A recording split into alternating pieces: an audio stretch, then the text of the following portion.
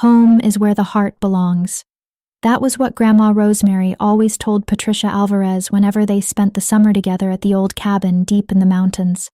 Years later, Patricia would discover that home could also become the place where hearts were shattered, where ancient secrets slept beneath forgotten land, and where the greatest danger was not the monster lurking in the forest, but someone wearing the face of the person fate had chosen for you.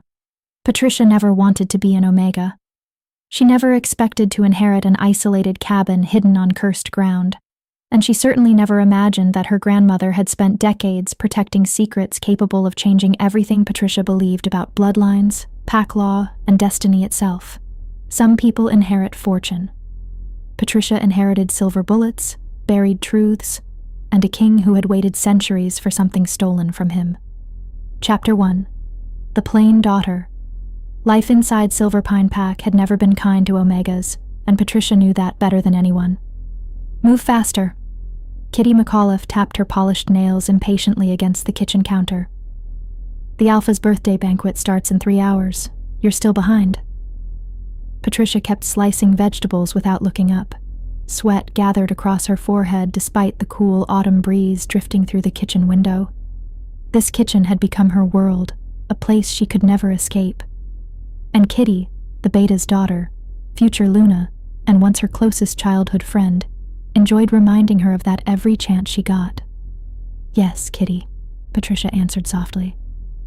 It's Miss McAuliffe, Kitty corrected coldly. Growing up in the same pack house never made us equals. You're an Omega, I'm Beta blood. Patricia stayed silent. There was no reason to remember the days when they played together like sisters before everything changed. At 16, Patricia completed her first shift and discovered the truth. Her wolf was tiny, ordinary, and painfully weak.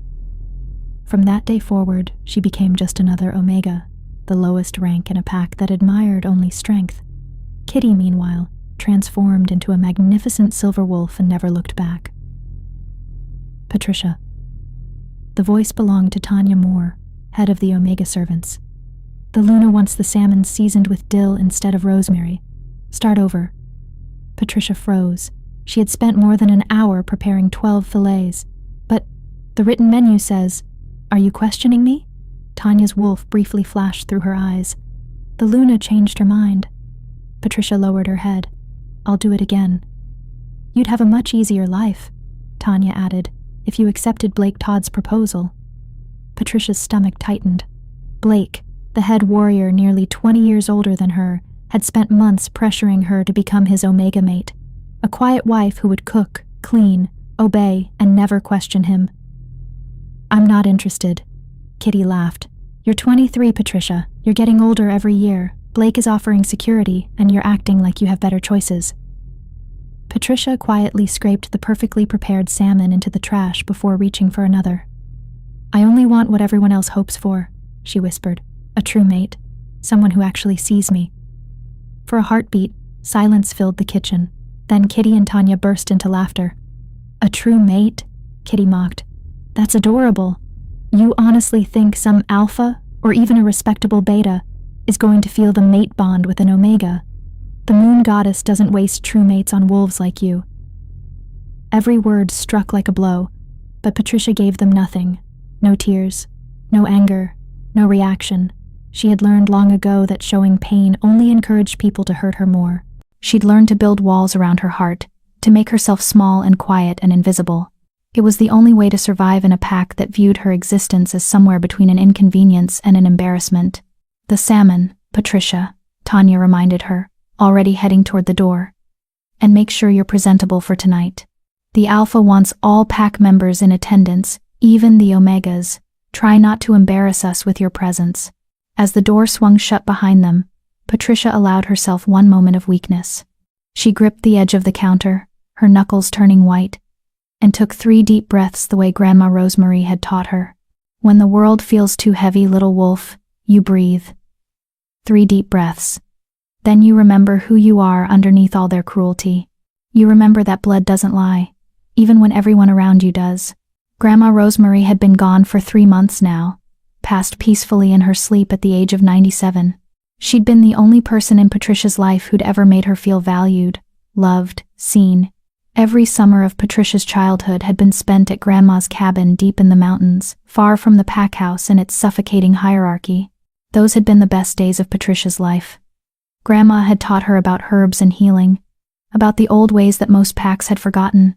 She'd taught her that strength came in many forms, and that being Omega didn't mean being worthless. But Grandma was gone now, and Patricia was alone in a pack that wished she didn't exist. She'd barely finished reseasoning the salmon when the kitchen door burst open again. This time, it was Lucas Morrison, the Alpha's son and heir apparent. At 27, Lucas was everything an Alpha should be: tall, broad-shouldered, with dark hair and eyes that could shift from warm honey to cold amber in an instant. He was also Patricia's childhood friend, the one person in the pack who'd never treated her differently after her Omega status was revealed. Or at least, he hadn't until 2 years ago. "Patricia," Lucas said, his voice tight with something Patricia couldn't quite identify. "We need to talk." Her heart stuttered in her chest. Lucas rarely sought her out anymore, not since he'd taken on more responsibilities as future Alpha. The distance between them had grown so vast that sometimes Patricia wondered if she'd imagined their friendship entirely. "I'm working," she said softly, not meeting his eyes. "The celebration." Damn the celebration. Lucas crossed the kitchen in 3 strides, his presence overwhelming in the small space. "Patricia, look at me." She did, and immediately wished she hadn't. His eyes were tortured, conflicted, and something else. Something that made her wolf stir for the first time in months. "I'm getting engaged," he said bluntly. "Tonight, to Kitty. My father has arranged it, and I've accepted." The words should have hurt. They should have devastated her. But Patricia had known this was coming for over a year. Lucas was Alpha heir. Kitty was Beta blood. It was a practical match, a political alliance that would strengthen the pack. It had nothing to do with her. "Congratulations," she managed, surprised by how steady her voice sounded. "Kitty will make a good Luna." "That's it?" Lucas demanded, his hand suddenly gripping her arm. Not hard enough to hurt, but firm enough to make her gasp. "That's all you have to say?" "What do you want me to say, Lucas?" Patricia pulled away, her own anger finally rising to the surface. "Did you come here for my blessing? My tears? I'm Omega. You're Alpha heir. This was always how it was going to end." "It doesn't have to." He stopped himself, running a hand through his hair in frustration. "Patricia, there are things you don't know. Things about your bloodline, about why you—" "Alpha Lucas." Kitty's voice rang out from the hallway, saccharine, sweet, and sharp as a blade. "Are you in there? Your father is looking for you." Lucas's jaw clenched. For a moment, Patricia thought he might finish his sentence, might finally explain the cryptic comments he'd been making for the past year. But then his expression shuddered, and he was once again the controlled, dutiful Alpha heir. "We'll talk later," he said, already moving toward the door. "After the celebration. Meet me at the north border at midnight. Please, Patricia. It's important." He was gone before she could respond, leaving her alone with the scent of salmon and her own confusion. What had he been about to say? Chapter 2. The Birthday Curse. The Silver Pine Pack house glittered like a palace carved from moonlight and ambition. Every surface gleamed with fresh polish. Every chandelier sparkled with crystals that caught the light and threw prismatic patterns across the walls. The great hall had been transformed from its usual austere functionality into something fit for royalty, which, Patricia supposed, was exactly the point. Alpha Owen Kane was celebrating his 55th birthday, and he wanted everyone to remember that the Silver Pine Pack was a force to be reckoned with. Patricia stood in the corner of the kitchen, smoothing down the simple black dress that Tanya had provided for the Omega staff. It was plain, serviceable, and at least 2 sizes too large, making her already small frame appear even more diminutive. She'd pulled her dark hair back into a tight bun, knowing that any attempt at beauty would be seen as pretension above her station. "Remember," Tanya instructed the 6 Omegas who would be serving tonight. "You are invisible. You do not speak unless spoken to. You do not make eye contact with anyone above your rank. You serve, you smile politely if acknowledged, and you disappear back into the kitchen. Is that understood?" A chorus of "Yes, Tanya" echoed through the kitchen. "Good, Patricia. You'll be responsible for the main table. Try not to spill anything on the Alpha or his guests." Patricia's stomach dropped. The main table meant she'd be serving Alpha Owen, Luna Georgina, Lucas, Kitty, and whatever important visitors had been invited to this celebration. It was the highest visibility position, which meant the highest chance of making a mistake that would result in punishment. Of course, Tanya would give me this assignment, Patricia thought bitterly. She wants me to fail. The evening began smoothly enough. The guests arrived in waves, each more elegantly dressed than the last. Patricia recognized most of them alphas and high-ranking betas from neighboring packs, along with their mates and heirs. The great hall filled with laughter, conversation, and the complex dance of pack politics that Patricia had observed from the shadows her entire life. She moved through the crowd like a ghost, refilling wine glasses and replacing empty appetizer plates with fresh ones. Most guests didn't even glance at her, and the few who did looked through her rather than at her. It was a familiar feeling, one that had stopped hurting years ago. Or so, she told herself. Attention, everyone. Alpha Owen's voice boomed across the hall, and the crowd fell silent immediately. He stood at the head of the main table, his imposing figure commanding respect from every wolf in the room. Luna Georgina sat at his right, her silver hair elegantly styled and her expression serene. Lucas stood behind his father's chair, looking every inch the future alpha in his tailored suit. Kitty stood beside Lucas, radiant in an emerald gown that probably cost more than Patricia earned in a year. Thank you all for joining us tonight, Owen continued, his voice carrying the natural authority of an alpha who'd ruled his pack for over 30 years. As many of you know, tonight is not just a celebration of another year of my life, but a celebration of the future of Silverpine Pack. Patricia's hands trembled slightly as she poured wine into the glass of a visiting alpha. She knew what was coming. It is my great pleasure to announce the engagement of my son, Lucas Morrison, to Kitty McAuliffe, daughter of our esteemed beta. This union will strengthen our pack and ensure that Silverpine continues to thrive for generations to come. Applause erupted through the hall. Kitty beamed, her hand finding Lucas's, as he placed a ring on her finger, a massive diamond that caught the light, and seemed to mock every Omega in the room, who would never wear such a symbol of love and commitment. Patricia forced herself to clap along with everyone else, her face a carefully neutral mask. She would not give them the satisfaction of seeing her pain. She would not. The scent hit her like a physical blow. Pine, cedar, something wild and ancient and utterly intoxicating. Her wolf, who had been dormant and quiet for so long, suddenly surged to the surface with a desperation that made Patricia gasp. The wine bottle slipped from her fingers, shattering against the marble floor in an explosion of red liquid and glass that seemed to echo like thunder in the suddenly silent hall. Every eye turned to her, but Patricia couldn't focus on their stares, couldn't process the humiliation of her mistake, because the scent was getting stronger, overwhelming her senses, and her wolf was screaming one word over and over. Mate, mate, mate. Her eyes found Lucas across the room, and she saw the exact moment when the bond snapped into place for him too. His face went pale, his body going rigid as the mate bond, the sacred, undeniable connection that the moon goddess herself forged between true mates, locked into place between them. No, Patricia thought desperately. No, this can't be happening. Not now. Not like this. Patricia, Lucas breathed, his voice carrying across the silent hall.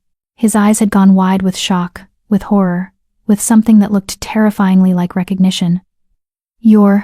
She's clumsy, Kitty interrupted, her voice sharp as a blade. She stepped in front of Lucas, blocking his view of Patricia. Alpha Owen, I apologize for this disruption. The Omega will clean up her mess immediately. But Owen wasn't looking at the broken glass. He was looking at his son, and his expression had gone from jovial to dangerously cold. Lucas, said quietly, too quietly. What is the meaning of that look? Lucas seemed to be fighting some internal war, his hands clenched into fists at his sides. When he finally spoke, his voice was hollow. Nothing, father, just. Startled by the noise. Liar, Owen said, and the word carried the weight of absolute authority. I know what a mate bond looks like when it snaps into place. I'm asking you one more time. What is the meaning of that look? The hall had gone deathly silent. Every wolf present understood the gravity of what was happening. Mate bonds were sacred, absolute. They superseded all other commitments, all other arrangements. If Lucas and Patricia were true mates, then his engagement to Kitty was void. But that would never be allowed to stand. Not when the Omega in question was Patricia. Lucas started, then stopped. His eyes found Patricia's across the room, and she saw something break in them. "She's nothing, father. Just an Omega who caught me off guard." The words landed like silver bullets, each one tearing through Patricia's chest. Her wolf howled in anguish, feeling the rejection even before Lucas spoke the formal words. "Lucas, no," Patricia whispered, tears streaming down her face. "Please don't."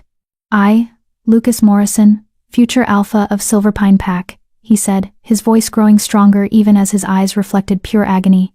"Reject you, Patricia Alvarez, as my mate. I sever the bond between us by my own free will and by the authority granted to me by my bloodline." The pain was indescribable. It felt like someone had reached into Patricia's chest and torn out her heart while it was still beating. Her wolf screamed, thrashing against the rejection, fighting desperately to maintain the bond that was being ripped away.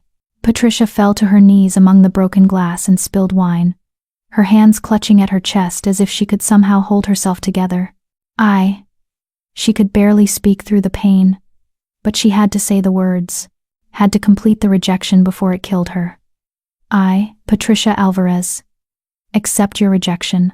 The bond snapped like a rope pulled too tight, and Patricia felt something fundamental inside her break. Her wolf whimpered once, then retreated so far into her consciousness that Patricia could barely sense her at all. Kitty's laughter cut through the stunned silence. "Well," she said brightly, as if they'd just witnessed a minor social faux pas rather than a devastating rejection. "Now that that's settled, shall we continue the celebration? I believe there's champagne waiting for a toast." The hall slowly came back to life, conversations resuming in hushed tones, as servers rushed forward to clean up the mess Patricia had made. But Patricia couldn't move. She knelt there among the broken glass, feeling the physical pain of the rejection burning through her veins like poison. "Get her out of here," Owen commanded, his voice dripping with disgust. "And someone inform the pack lawyer that we'll need to update our records. I want it documented that my son formally rejected his mate bond in front of witnesses. The last thing we need is any legal complications down the line." Strong hands gripped Patricia's arms, hauling her to her feet. She recognized Blake Todd's scent, felt his fingers digging into her skin hard enough to bruise. "Come on, little Omega," Blake murmured in her ear, his breath hot against her neck. "Let's get you somewhere you can't cause any more trouble. Though I have to say, this works out well for me. Now that you've been rejected by an alpha, maybe you'll finally see reason about my offer." Patricia tried to pull away, but her body felt like it was made of lead. The rejection had drained her of all strength, all will to fight. Blake dragged her out of the great hall, down the corridor, and into a small storage room that smelled of cleaning supplies and stale air. "You stay here until the celebration's over," Blake ordered, shoving her inside. "And Patricia? Think about what I said. You're damaged goods now. No one else is going to want you. But I'm willing to overlook your defects. All you have to do is say yes." The door slammed shut, and Patricia heard the lock click into place.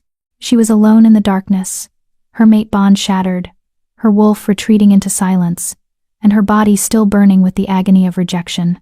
She slid down the wall until she was sitting on the cold floor, her arms wrapped around herself, and finally allowed herself to break completely. She cried for the childhood friendship she'd lost. She cried for the mate bond that had been severed before it could even properly form.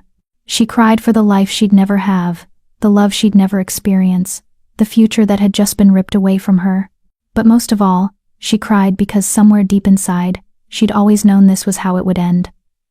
Omegas didn't get happy endings. They didn't get true mates or epic love stories. They got locked in storage rooms while the pack celebrated without them. Hours passed.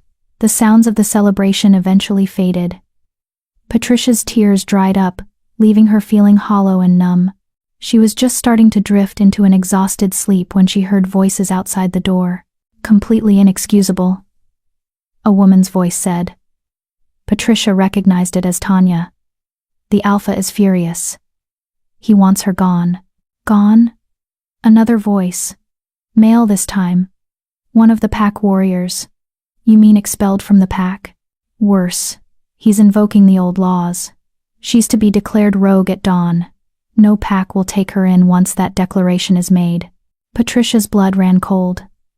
Being declared rogue was a death sentence for most wolves. Without a pack's protection, without the ability to join another pack, she'd be vulnerable to every predator, both supernatural and human, that roamed the wilderness. That seems harsh, the warrior said, though his tone suggested he didn't really care one way or another.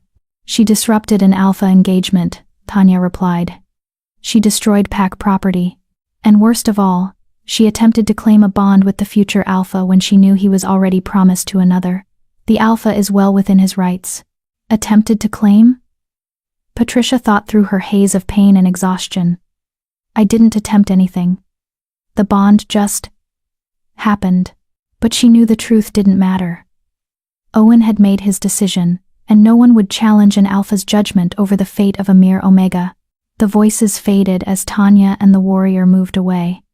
Patricia was left alone again, this time with the knowledge that she had less than 6 hours before dawn, before her life as she knew it ended completely. She should have been terrified.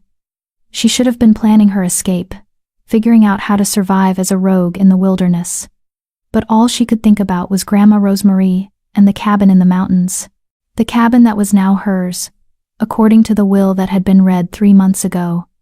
The cabin that sat on land far from Silverpine territory, far from pack politics and rejection and cruelty. The cabin that might be her only hope of survival. Patricia pulled herself to her feet, her body still aching from the rejection but her mind suddenly clear. She had until dawn. That gave her time to slip away, to grab what few possessions she had, and to run. She'd been running her whole life. In one way or another. At least this time. She'd be running towards something rather than just away. She'd go to the cabin, she'd claim her inheritance, and she'd build a life far away from the pack that had never wanted her in the first place. It was the only choice she had left. Chapter 3. The Inheritance. The lock on the storage room door was old and simple, designed to keep omegas in rather than determined wolves out. Patricia had learned to pick locks when she was 13, during the long summer she'd spent at Grandma Rosemary's cabin, while recovering from a particularly brutal training accident that had left her with 3 broken ribs. A wolf who can't shift her way out of trouble needs other tools, Grandma had said, pressing a set of lockpicks into Patricia's small hands. The world isn't kind to those it deems weak, so you learn to be strong in ways they don't expect. Patricia pulled a bobby pin from her hair, bent it into the right shape with practiced efficiency, and had the door open in less than 2 minutes. The hallway beyond was dark and empty, the celebration long since ended. She could hear snoring from some of the guest rooms, the soft murmur of conversation from the night shift guards, but no one was paying attention to a storage room in the Omega Wing. Her room was exactly as she'd left it that morning, small, sparse, containing little more than a narrow bed, a dresser with 3 drawers, and a window that looked out onto the pack's training grounds. She'd lived here for 7 years, ever since her parents had died in a rogue attack when she was 16. The pack had taken her in out of obligation rather than compassion, and they'd made sure she understood the difference every single day. Patricia moved quickly, pulling a worn backpack from under her bed. She packed the essentials: 3 changes of clothes, a first aid kit, the envelope containing the deed to her grandmother's cabin, and the small wooden box that held the only jewelry she owned, a silver necklace with a wolf pendant that Grandma Rosemary had given her on her 18th birthday. She was reaching for her jacket when she heard footsteps in the hallway. Heavy, male, moving with purpose toward her room. Patricia's heart raced as she ducked into the narrow space between her dresser and the wall, making herself as small as possible. The door creaked open, and Lucas stepped inside, his face haggard in the dim light filtering through the window. "Patricia," he called softly. "I know you're here. Please, we need to talk." She wanted to stay hidden. She wanted to disappear into the shadows and never face him again. But her body betrayed her, a sharp intake of breath giving away her position. Lucas moved the dresser aside with one hand, revealing her crouched form. His eyes were red-rimmed, his hair disheveled, and he looked like he'd aged 10 years in the past few hours. "Thank God," he breathed, reaching for her. "Patricia, listen to me. You have to leave tonight. Right now." She pushed his hand away, the phantom pain of the rejection still burning in her chest. "Don't touch me," she said, her voice hoarse. "You made your choice very clear, Lucas. Or should I say Alpha Lucas?" He flinched as if she'd struck him. "You don't understand. My father, he's planning to declare you rogue at dawn, but that's not the worst of it." Lucas ran a hand through his hair, his agitation clear. "Patricia, there are things about your bloodline that you don't know.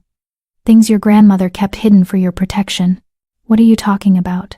"The land where your grandmother's cabin sits," Lucas said urgently, glancing over his shoulder as if afraid they'd be overheard. "It's not neutral territory. It hasn't been for over 50 years. Patricia's blood ran cold. "What do you mean?" "Your grandmother's property sits on the edge of the Blood Moon territory. Do you know what that means?" "The Blood Moon pack disbanded decades ago," Patricia said, repeating the history every wolf pup learned. "After the Lycan King went into isolation, his pack scattered. That land has been unclaimed for—" "That's what we've all been told," Lucas interrupted. "But it's a lie. The Blood Moon territory never became neutral ground. It belongs to him, to the Lycan King, and he's been sleeping, for lack of a better word, hibernating in the mountains, while the world forgot about him. That's impossible. Lycans don't hibernate, and the Lycan King would be over 300 years old by now. He'd be dead. Lycans don't die like normal wolves, Patricia. They're older, stronger, more powerful than any alpha could ever hope to be. And this particular Lycan King has a very specific reason for staying hidden in those mountains." Lucas gripped her shoulders, forcing her to meet his eyes. "Your grandmother knew him. She had some kind of agreement with him, some bargain that allowed her to live on his land undisturbed. But with her death, that agreement is void." Patricia's mind raced. Grandma Rosemary had never mentioned anything about the Lycan King or ancient bargains. She just said the cabin was Patricia's birthright, that it had been in their family for generations. But Grandma had said other things too, Patricia realized. Things about bloodlines and old magic and the importance of staying true to who you are, even when the world tries to make you small. "Why are you telling me this?" Patricia demanded. "If you know the land is dangerous, why warn me at all? You rejected me. You chose Kitty and your father's approval over one." "I chose the pack," Lucas said, his voice breaking. "I chose 300 wolves who depend on me for protection over one mate who—" He stopped himself, shaking his head. "You don't understand the politics, Patricia. My father knew. He knew about our mate bond before tonight." The words hung in the air like poison. "What?" "He's known for 2 years," Lucas admitted, his voice barely above a whisper. "Since I turned 25 and started experiencing the early signs of the bond, he had a seer read my future, trying to determine who my mate would be so he could arrange an advantageous match. When she told him it was you, he forbade me from completing the bond. He said I had to reject you the moment the bond fully manifested." Patricia felt like she'd been punched in the stomach. 2 years, she repeated numbly. "You've known for 2 years that I was your mate, and you said nothing. You let me think. I was trying to find another way." Lucas's voice rose with desperation. "I was trying to convince my father, trying to find some loophole in pack law that would allow me to claim you without destroying my position as alpha heir. But tonight, when the bond snapped into place in front of everyone, I had no choice. If I'd accepted you, my father would have challenged me for the alpha position. He would have killed me, Patricia. And then he would have had you declared rogue anyway. At least this way you're alive." "Barely," Patricia said bitterly. She pulled away from his grip, shouldering her backpack. "You should go, Lucas. Before someone sees you here and gets the wrong idea, wouldn't want to compromise your engagement to Kitty. Patricia, please." There were tears in his eyes now, actual tears streaming down the face of the future alpha of Silverpine Pack. "I know I don't deserve your forgiveness. I know I hurt you in ways that can never be repaired.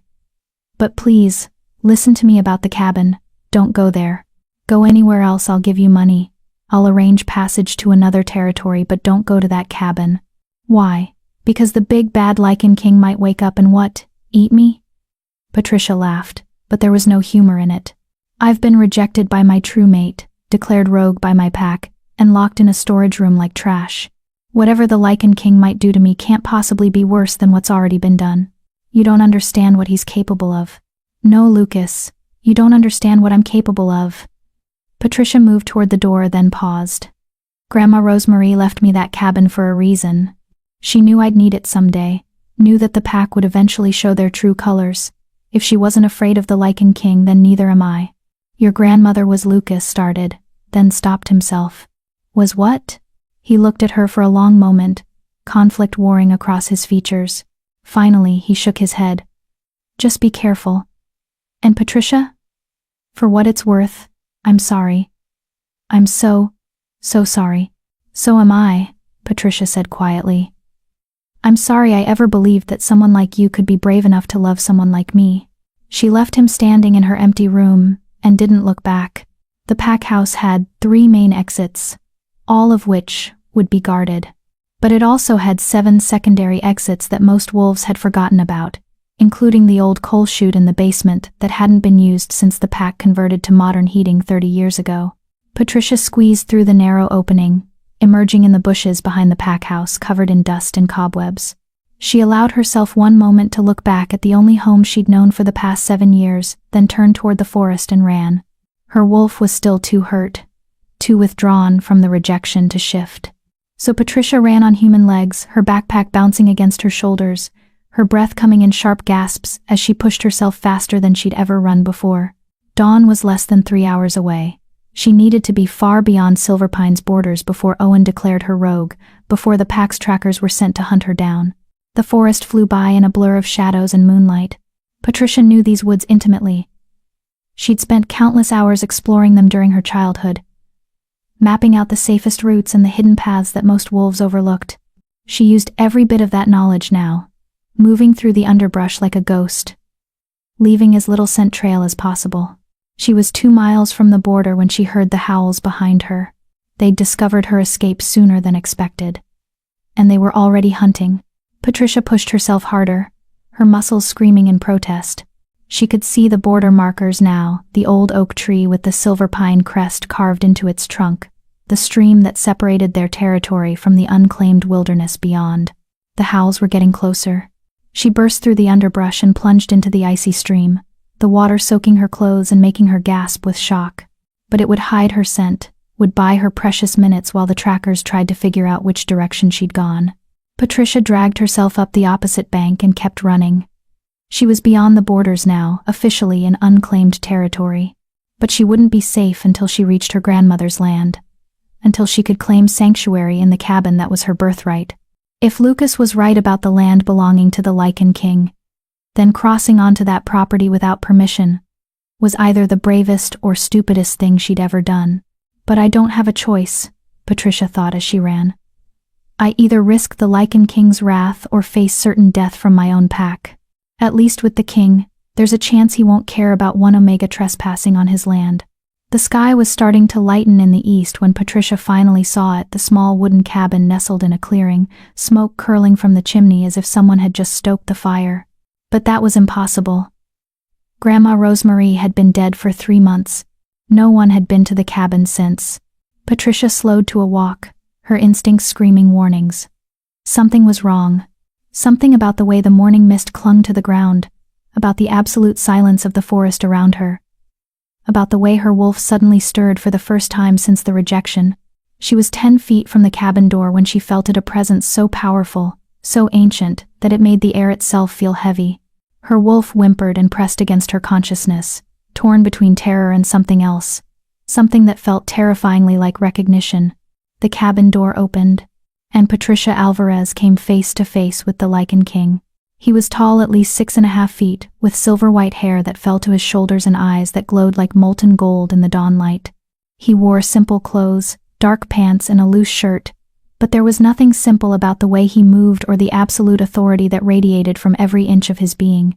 He looked at her for a long moment, his expression unreadable. Then he smiled.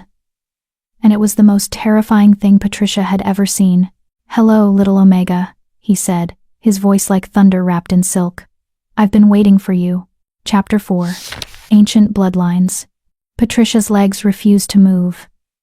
Every instinct she possessed screamed at her to run, to shift, to do something other than stand frozen like prey before a predator.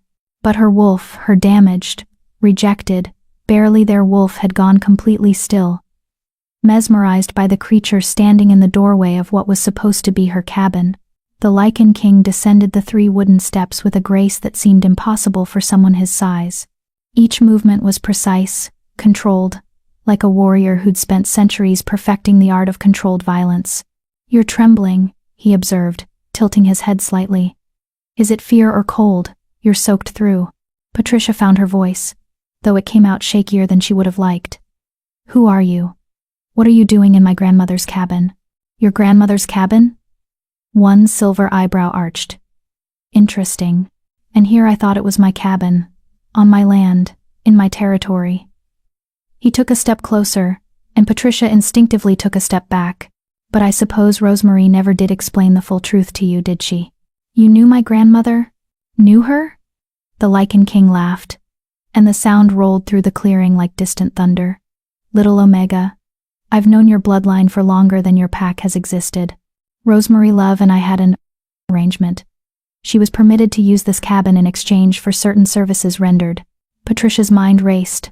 Grandma's last name had been Love, but she'd always used Morrison after marrying Patricia's grandfather. And the way this creature said, "services rendered," made Patricia's skin crawl. "What kind of services?"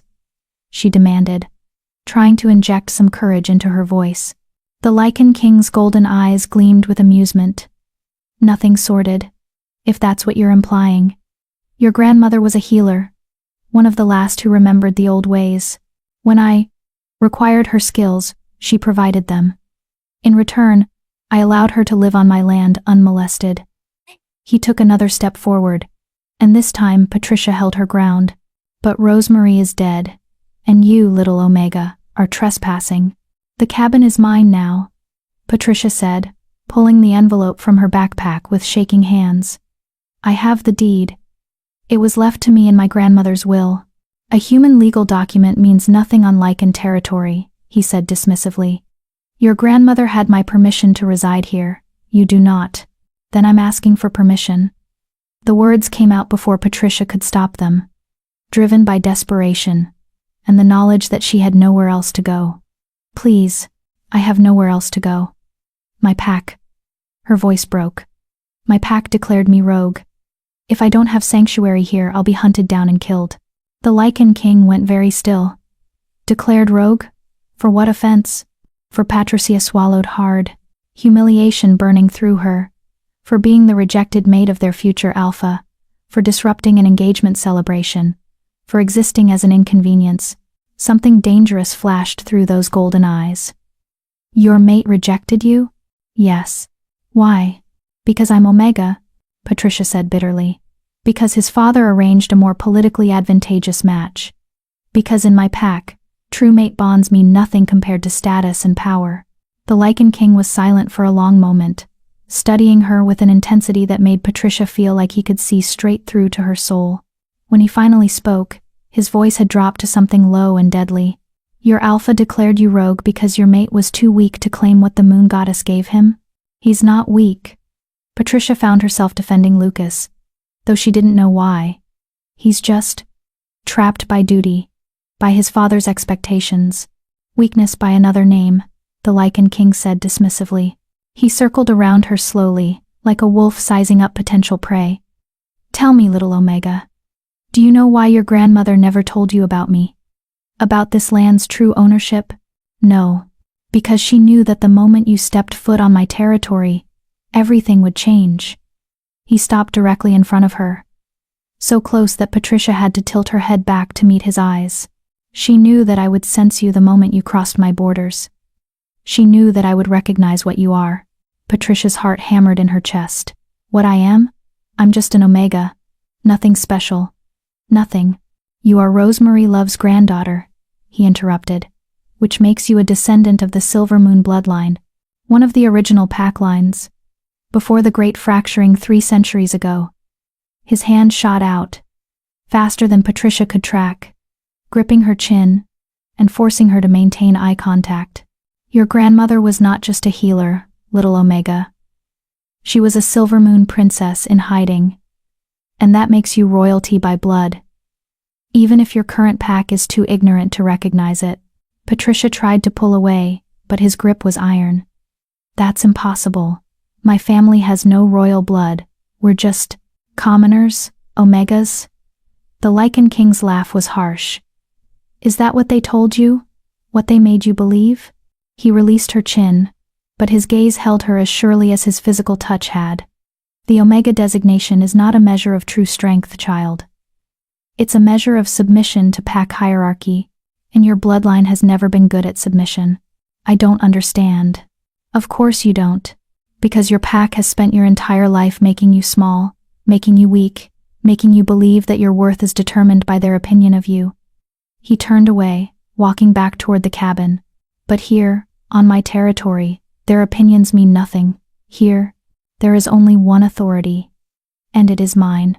Patricia watched him climb the steps, confusion and exhaustion making her dizzy. What are you saying? Are you giving me permission to stay or not? The Lycan King paused at the door, looking back over his shoulder. I'm saying that you may stay in this cabin temporarily, while we determine what to do with you. I'm saying that Rosemary's bargain has ended, but perhaps we can negotiate a new one. His smile was sharp enough to cut. I'm saying that you're on my territory now, little Omega, and that means you play by my rules. What rules? First rule. You do not leave this land without my permission. The moment you cross my borders, you're fair game for any pack that wants to hunt you down. Patricia's stomach sank. So I'm a prisoner. Call it protective custody if it makes you feel better. He pushed the door open, and warm light spilled out into the dawn. Second rule. You will answer any questions I ask you truthfully. I despise liars almost as much as I despise weak alphas who reject their mates. And if I refuse, then I'll throw you out of my territory myself, and let the wolves have you. His golden eyes gleamed. Your choice, little Omega. Prison, or death. Which do you prefer? It wasn't a choice at all, and they both knew it. Patricia squared her shoulders, trying to maintain what little dignity she had left. I'll stay. And I'll answer your questions. But I have conditions of my own. The Lycan King's eyebrows rose. Do you now? How bold of you, making demands when you have no leverage whatsoever. I want to be able to move freely within your territory, Patricia said, her voice stronger now. I want access to the cabin and the surrounding forest. And I want you to promise that you won't hurt me. I make no promises about not hurting you, he said bluntly. Pain is sometimes necessary for growth. But I will promise not to kill you or cause you permanent harm without just cause. As for moving freely within my territory, he considered this for a moment. You may have access to the cabin and the immediate forest surrounding it. But there are places on this land that are forbidden to all but myself. Cross those boundaries, and our bargain is void. How will I know where the boundaries are? You'll feel them, he said simply. The land will warn you when you're approaching somewhere you shouldn't be. If you're wise, you'll listen to those warnings. Patricia nodded slowly, exhaustion finally catching up with her. The adrenaline that had carried her through the night was fading, leaving behind bone-deep weariness and the persistent ache of the rejected mate bond. Good, the Lycan King said. Now get inside before you collapse. You look half dead, and I need you conscious for the conversation we're about to have. Can it wait? Patricia asked weakly. I've been running all night. I just need a few hours to sleep. No, the word was absolute, brooking no argument. The questions I have cannot wait. Inside. Now, Patricia climbed the steps on shaking legs, brushing past the Lycan King to enter the cabin. It looked exactly as she remembered from her childhood visits: the worn leather sofa near the fireplace, the small kitchen with its cast-iron stove, the wooden table where she and Grandma Rosemary had shared countless meals. But there were new additions too, books scattered across the table, some of them so old that the leather bindings were cracked and faded. A map spread across one wall, marked with symbols Patricia didn't recognize. And in the corner, a massive four-poster bed that definitely hadn't been there during her grandmother's time. You've been living here, Patricia realized. Since my grandmother died. You moved into her cabin. My cabin, he corrected. And yes, Rosemary's death created certain complications. I needed to be closer to this location. While I sorted them out. What complications? The Lycan King closed the door behind them, and Patricia heard the distinct click of a lock. She tensed, suddenly very aware that she was alone in a cabin with a predator who could probably kill her without breaking a sweat. Sit, he commanded, gesturing to the sofa. And prepare yourself, little Omega. The story I'm about to tell you will change everything you think you know about your grandmother, your bloodline, and why you were really declared rogue. Patricia sat, her wet clothes soaking into the leather. She hugged her backpack to her chest like a shield and waited. The Lycan King remained standing, his back to the fire, his face cast in shadows. When he finally spoke, his voice carried the weight of centuries. 300 years ago, there were 5 great packs that ruled over all wolfkind. The Blood Moon, the Silver Moon, the Darkwood, the Stonefang, and the Nightshade. Each pack had its own territory, its own traditions, its own strength, and each pack was ruled by Lycan beings of pure power, blessed by the moon goddess herself to lead and protect. Patricia had heard this story before, in the fragmentary histories that pack elders sometimes shared with pups. But she'd always thought it was mythology, legend rather than fact. The Silver Moon pack was known for its healers, the Lycan King continued. They possessed magic in their blood, the ability to mend not just physical wounds but spiritual ones. Your grandmother was the last pure-blooded Silver Moon healer. And she was supposed to be mine. Patricia's eyes widened. What? We were betrothed, he said flatly. An alliance arranged by our respective packs to unite the Blood Moon and Silver Moon lines. Rosemary was to be my queen, and together we would have ruled over the largest territory the wolfkind had ever known. But she didn't, Patricia whispered. She married my grandfather instead. A Morrison. A wolf from Silverpine Pack. Yes. The single word dripped with old anger. She ran away on the eve of our bonding ceremony, disappeared into the human world, changed her name, married a common wolf who didn't even know what she truly was. And when I finally found her, decades later, she begged me for sanctuary. For herself, for her family. The Lycan King's jaw clenched. She told me she'd had a vision, that the Silver Moon bloodline was being hunted by something dark and ancient. She said her daughter, your mother, had already been marked for death, and that she needed my protection to keep you safe. Patricia felt tears burning behind her eyes. My mother died when I was 16. Rogue attack, they said. There was no rogue attack, the Lycan King said quietly. Your mother was assassinated, and I failed to protect her because I was too focused on my own anger, my own resentment toward Rosemary for the choice she'd made all those years ago. The cabin fell silent except for the crackling of the fire. Patricia tried to process what she was being told, tried to make sense of how her entire life had apparently been built on lies and hidden histories. Why are you telling me this? She finally asked. The Lycan King moved closer, crouching down so they were at eye level. His golden eyes seemed to see straight through her defenses, through the walls she'd built to protect herself from more pain. Because you're in danger, little Omega. Real danger. And you need to understand what's at stake. His hand reached out, brushing a strand of wet hair from her face, in a gesture that was almost gentle. Your rejection tonight. It wasn't random. It wasn't just politics. Someone wanted you vulnerable, wanted you cast out from your pack's protection. Who? That, he said grimly, is what we're going to find out. Together. Chapter 5, Breaking Chains. Patricia stared at the Lycan King, her mind struggling to reconcile what he was telling her with everything she'd been taught about her family, her history, her place in the world. You're saying someone orchestrated my rejection, she said slowly, testing the words. That Lucas was, what, manipulated into rejecting me? Not manipulated, pressured, certainly. But ultimately, he made his own choice. The Lycan King stood, moving to the table where the ancient books lay scattered. Tell me, did Alpha Owen ever show unusual interest in your family before your parents died? Patricia thought back, sifting through childhood memories. He came to our house once. I was maybe 10 years old. I remember because my mother sent me upstairs, told me to stay in my room no matter what I heard. They argued for hours. About what? I don't know. But after he left, my mother was crying. And my father, Patricia's voice caught. My father looked terrified. I'd never seen him afraid before. The Lycan King nodded as if this confirmed something. Owen knew about your bloodline. Rosemary told me he'd discovered the truth about the Silver Moon connection. She thought he would keep the secret, that pack loyalty would be enough. His expression darkened. She was wrong. But why would Owen care? The Silver Moon pack is gone. Whatever power they had died out centuries ago.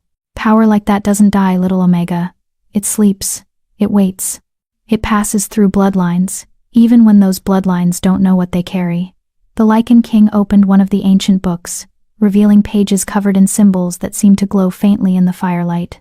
Your grandmother's healing abilities weren't just skill. They were magic. Pure, ancient magic that most modern wolves have forgotten even exists. Patricia shook her head. I don't have any magic. I can barely shift. I'm the weakest wolf in. You're not weak, he interrupted sharply. You're suppressed. There's a difference. He turned the book toward her, pointing to a passage written in a language she couldn't read. This is the rite of diminishment, an old curse designed to bind the power of strong bloodlines, to make them appear Omega when they're anything but. A curse? Patricia's voice was barely a whisper, one that requires 3 things. A blood sacrifice from the line being cursed, a betrayal of trust, and time.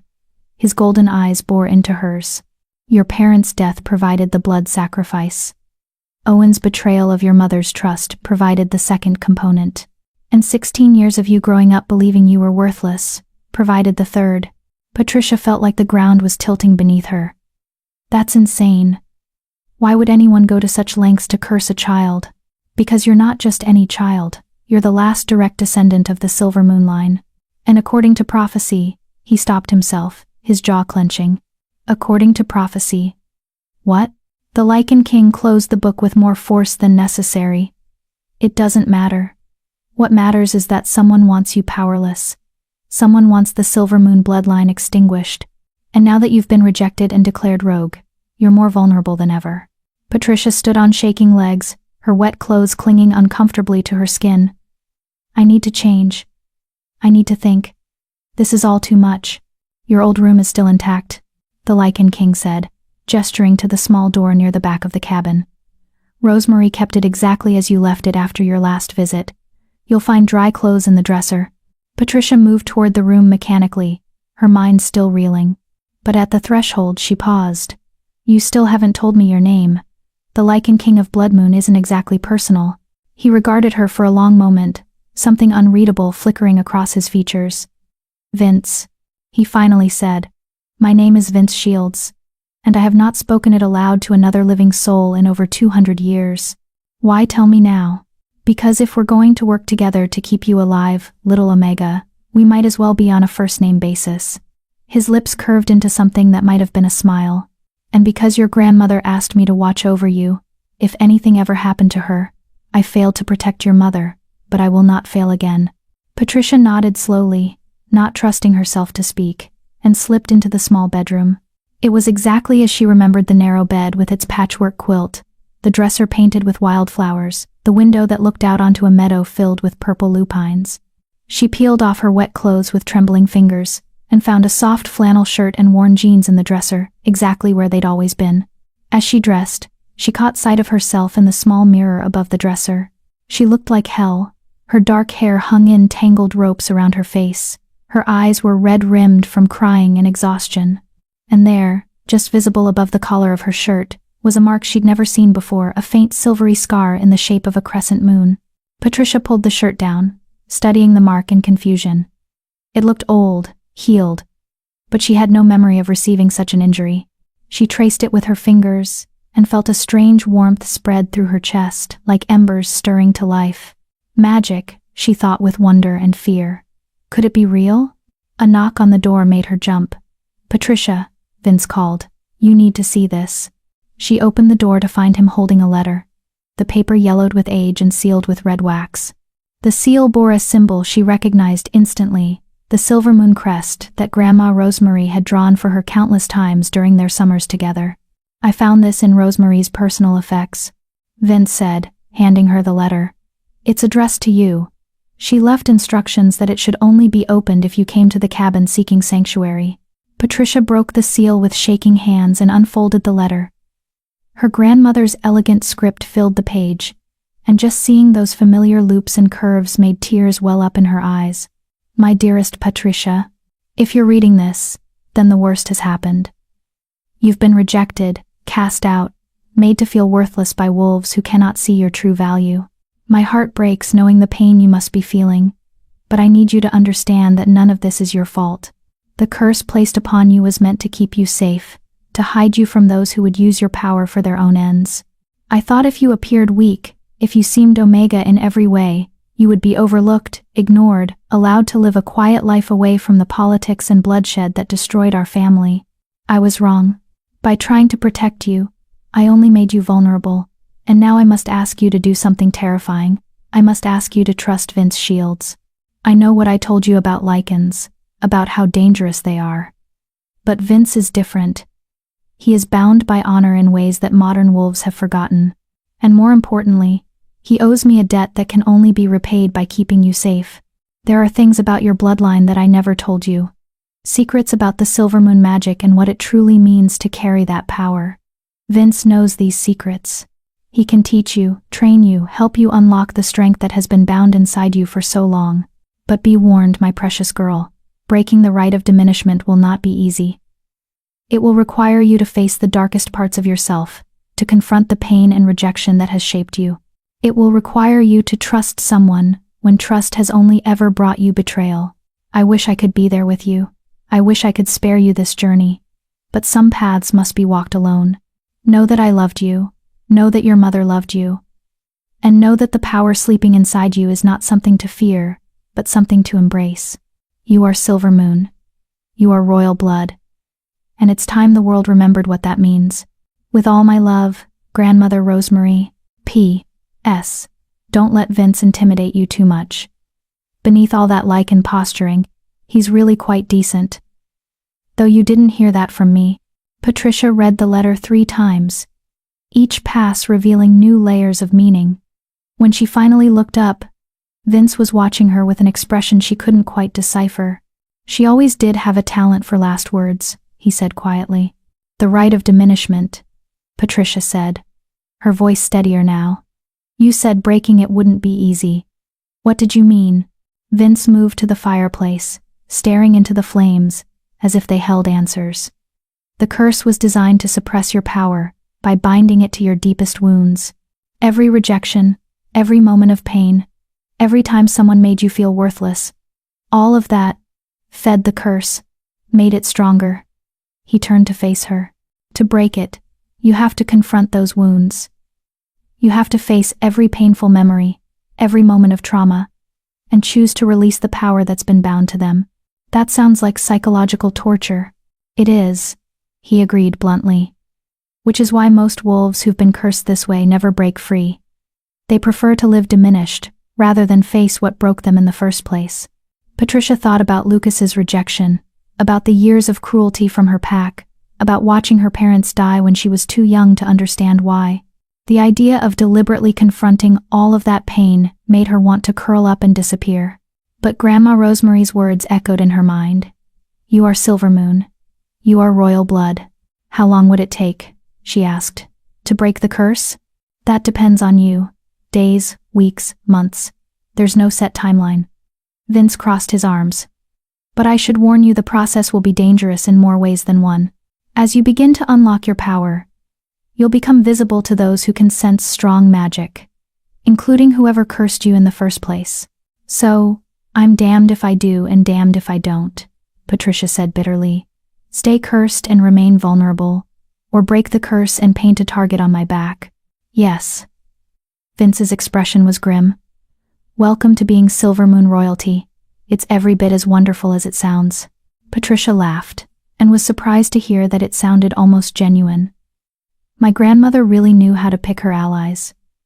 A sarcastic Lycan King with a grudge against the world. I don't have a grudge against the world, Vince said. Just against the parts of it that murder innocent wolves and curse children. He moved closer. And Patricia was struck again by how utterly inhuman he seemed. Too perfect, too powerful, too ancient to be standing in this small cabin discussing magic and curses like they were everyday occurrences. I need time to think, Patricia said. Everything you've told me, everything in that letter, I need time to process it before I make any decisions about breaking curses or unlocking powers. You don't have much time, Vince warned. Your rejection happened hours ago. The pack will have sent trackers to follow your trail by now, and when they realize you've entered Lycan territory, they'll what? Come after me anyway? No. Vince's smile was sharp and cold. They'll report to whoever hired them to ensure you were rejected and cast out. And that person will send something far worse than pack trackers. A chill ran down Patricia's spine. What could be worse than pack trackers? Hunters, Vince said quietly. Human mercenaries who specialize in killing supernatural beings. They're expensive, efficient, and they don't ask questions about the morality of their targets. His golden eyes met hers. I've dealt with hunters before. They're the reason I went into isolation 300 years ago. They nearly wiped out the entire Blood Moon pack. Patricia felt her knees go weak. She sank onto the sofa, her mind struggling to process yet another layer of danger added to her already impossible situation. So my options are, stay here and learn to break a curse while being hunted by professionals, or leave and definitely die because I have no pack protection and no place to go. She looked up at Vince. Those are terrible options. Yes, he agreed. But they're the only options you have. So I'll ask you one more time, little Omega. Are you brave enough to embrace what you are? Or will you let them win by making you believe you're nothing? Patricia thought about her mother, murdered by something dark and ancient. She thought about Grandma Rosemary, keeping secrets to protect a granddaughter she knew would one day need them. She thought about Lucas, too weak to claim his true mate even when the moon goddess herself had chosen them for each other. And she thought about herself, the girl who'd spent her entire life being told she was worthless, who'd believed those lies so thoroughly that she'd never questioned whether they were true. I'm tired of being small, Patricia said quietly. I'm tired of being afraid. I'm tired of letting other people decide what I'm worth. She met Vince's eyes, and for the first time since entering the cabin, she didn't look away. Teach me. Help me break this curse. And then help me figure out who's behind all of this and why they wanted me broken. Vince studied her for a long moment, and Patricia thought she saw something like approval flicker across his features. All right, little Omega, but understand this. Once we start this process, there's no going back. You might become powerful beyond anything you've imagined, or you might discover that the pain of your past is too great to overcome. I understand. Do you? He moved closer, and Patricia forced herself to hold her ground. Because the first step in breaking the curse requires you to face the most recent wound, the one that's still bleeding. Patricia's hand went to her chest, where the phantom pain of Lucas's rejection still throbbed with every heartbeat. The mate bond. Yes. Vince's voice softened slightly. We need to sever the connection completely, not just formally. Right now, part of you is still reaching for him, still hoping he'll change his mind and come claim you. That hope is feeding the curse, giving it power over you. How do I sever it? Vince held out his hand. You let me in. You let me see the memory of the rejection, every moment of it, every feeling, and then we burn it out of you together. Patricia stared at his hand like it might bite her. Letting anyone into her mind, into her most painful memories, felt like the ultimate violation, but if it was the only way to move forward, to reclaim some semblance of power over her own life, she placed her hand in his. Vince's grip was warm, solid, and the moment their skin touched, Patricia felt a surge of energy that made her gasp. It wasn't painful, exactly, but it was overwhelming, like touching a live wire, like standing in the middle of a lightning storm. Close your eyes, Vince instructed, and remember everything about the moment the bond snapped into place, and the moment he rejected you. Don't hide from it. Don't try to make it hurt less. Just remember. Patricia closed her eyes and let herself fall backward into the memory she'd been desperately trying to forget. The scent of pine and cedar. The moment of perfect recognition. The way her wolf had sung with joy for exactly 3 seconds before everything shattered. Lucas's face, pale with horror and resignation. I, Lucas Morrison, future alpha of Silverpine Pack, reject you, Patricia Alvarez, as my mate. the pain lancing through her chest, worse than any physical injury. Her wolf's anguished howl, echoing through her consciousness. The sound of the wine glass breaking against marble, the laughter of the crowd, the feeling of being utterly, completely alone. Enough, Vince's voice cut through the memory. Now look at me, Patricia. Open your eyes and look at me. She did, and gasped. Vince's eyes were glowing brighter than before, pure molten gold, and his hand where it gripped hers was almost painfully hot. I'm going to burn out that bond, he said, his voice taking on a resonance that seemed to come from somewhere deep and primal. It's going to hurt, but when it's done, you'll be free of him. Completely free. Do you consent? Patricia's heart hammered, but she thought of Lucas standing in her room, crying because he'd been too weak to choose her. She thought of the next 20 years, feeling this phantom ache every time she thought of him. I consent, she whispered. Vince's power slammed into her like a tidal wave. Patricia screamed. Chapter 6. The Burning. The pain was unlike anything Patricia had ever experienced. It felt as though Vince had reached into her chest and grabbed the remnants of the mate bond with his bare hands, pulling at threads that had been woven into her very soul. Fire burned through her veins, white-hot and merciless. Every nerve ending screamed in protest, as Vince's power sought out every trace of Lucas's connection to her. Every moment of childhood friendship, every secret smile, every time her heart had stuttered when he walked into a room. Don't fight it, Vince commanded, his voice cutting through her agony. The more you resist, the worse it becomes. Let it burn, Patricia. Let him go. But how could she let go of someone who'd been part of her life for so long? Lucas had been her friend before he'd been her mate. He'd been the boy who taught her how to climb trees, who'd shared his lunch when other pack children had stolen hers, who'd promised that being Omega didn't make her less. He'd also been the man who'd stood in front of his entire pack and severed their bond without hesitation. Patricia forced herself to stop fighting, to let Vince's power flood through her unchecked. The memories came faster now, sharper, each one blazing bright before being consumed by silver fire. Lucas at 8 years old, defending her from bullies. Burn. Lucas at 16, his face carefully neutral when she'd shifted for the first time and revealed her Omega status. Burn. Lucas at 25, avoiding her eyes in the hallways of the pack house, the distance between them growing with each passing day. Burn. Lucas tonight, his voice breaking as he rejected the bond the moon goddess had forged between them. Burn. The fire consumed everything, leaving behind only ash and emptiness. Patricia felt the phantom pain in her chest flare one final time, bright and terrible, and then it was gone, completely gone. The constant ache that had been her companion since the rejection vanished, like it had never existed at all. She collapsed forward, and Vince caught her, lowering her gently to the floor. Patricia gasped for breath, her entire body trembling with exhaustion and shock. It's done, Vince said quietly. The bond is severed completely. How do you feel? Patricia took inventory of herself, searching for the pain that had defined the past few hours. There was nothing, no ache, no longing, no phantom pull toward a mate who'd rejected her.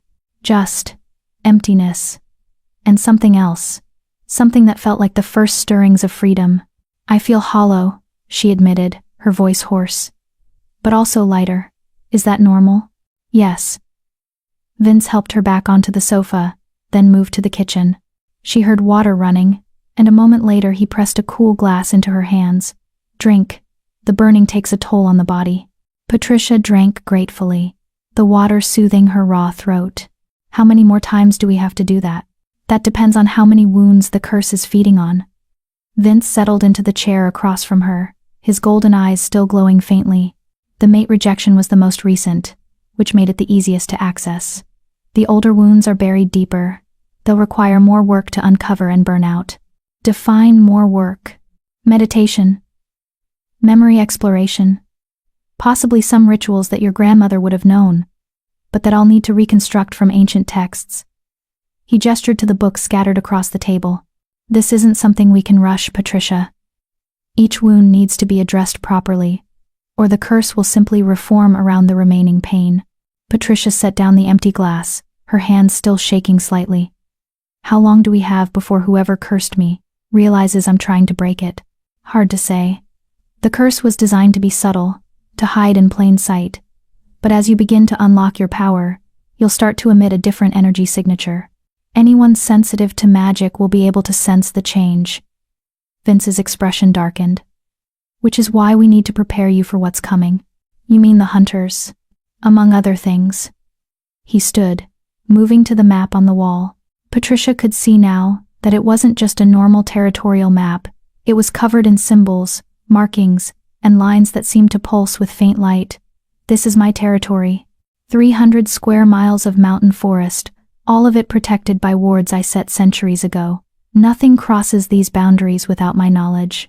Patricia joined him at the map, studying the intricate markings. Nothing supernatural, Vince clarified. Humans can pass through if they're determined enough. It's one of the weaknesses of old magic. It has trouble recognizing threats that don't register as supernatural beings. He pointed to a series of red marks clustered near what Patricia assumed was the southern Avar border. These are the locations where hunters have tried to breach my territory in the past. Most turned back when they felt the wards pushing against them. A few were persistent. What happened to them? Vince's smile was cold. Let's just say they're part of the forest now. Patricia shivered, suddenly very aware that the being standing next to her had killed before and would do so again without hesitation. And you think hunters will come for me? I know they will. The question is when. He turned to face her fully. Which is why you need to learn to defend yourself. Your Omega training has made you think you're weak, made you believe your only option in a fight is to submit or run. We need to break that conditioning. I've never been much of a fighter, Patricia admitted. My wolf is small, not very strong. Your wolf is cursed, Vince interrupted. Once we break the rite of diminishment, your true wolf will emerge. And I guarantee she won't be small or weak. He studied her for a moment. But even before that happens, you need to learn the basics. Hand-to-hand combat. Strategy. How to use your environment to your advantage. You want to train me. I want to ensure you survive. Vince's voice was firm. Rosemary asked me to protect you, and I will. But I can't be with you every moment. You need to be able to protect yourself. Patricia thought about all the years she'd spent making herself small, avoiding conflict, accepting abuse because fighting back only made things worse. The idea of learning to fight, to defend herself, to be something other than a victim. When do we start? She asked. Vince's smile was approving. We start now. Follow me. He led her outside, into the clearing behind the cabin. The sun had fully risen now, casting golden light across the meadow of purple lupines. The forest around them was alive with birdsong and the rustle of wind through pine branches. It was beautiful, peaceful, completely at odds with what they were about to do. First lesson, Vince said, moving to the center of the clearing. Forget everything your pack taught you about Omegas being submissive. That mentality will get you killed. In a real fight, there are no rules, no hierarchy, no concept of showing your throat and hoping your opponent shows mercy. My pack never actually taught me to fight, Patricia admitted. Omegas weren't allowed in combat training. Vince's jaw clenched.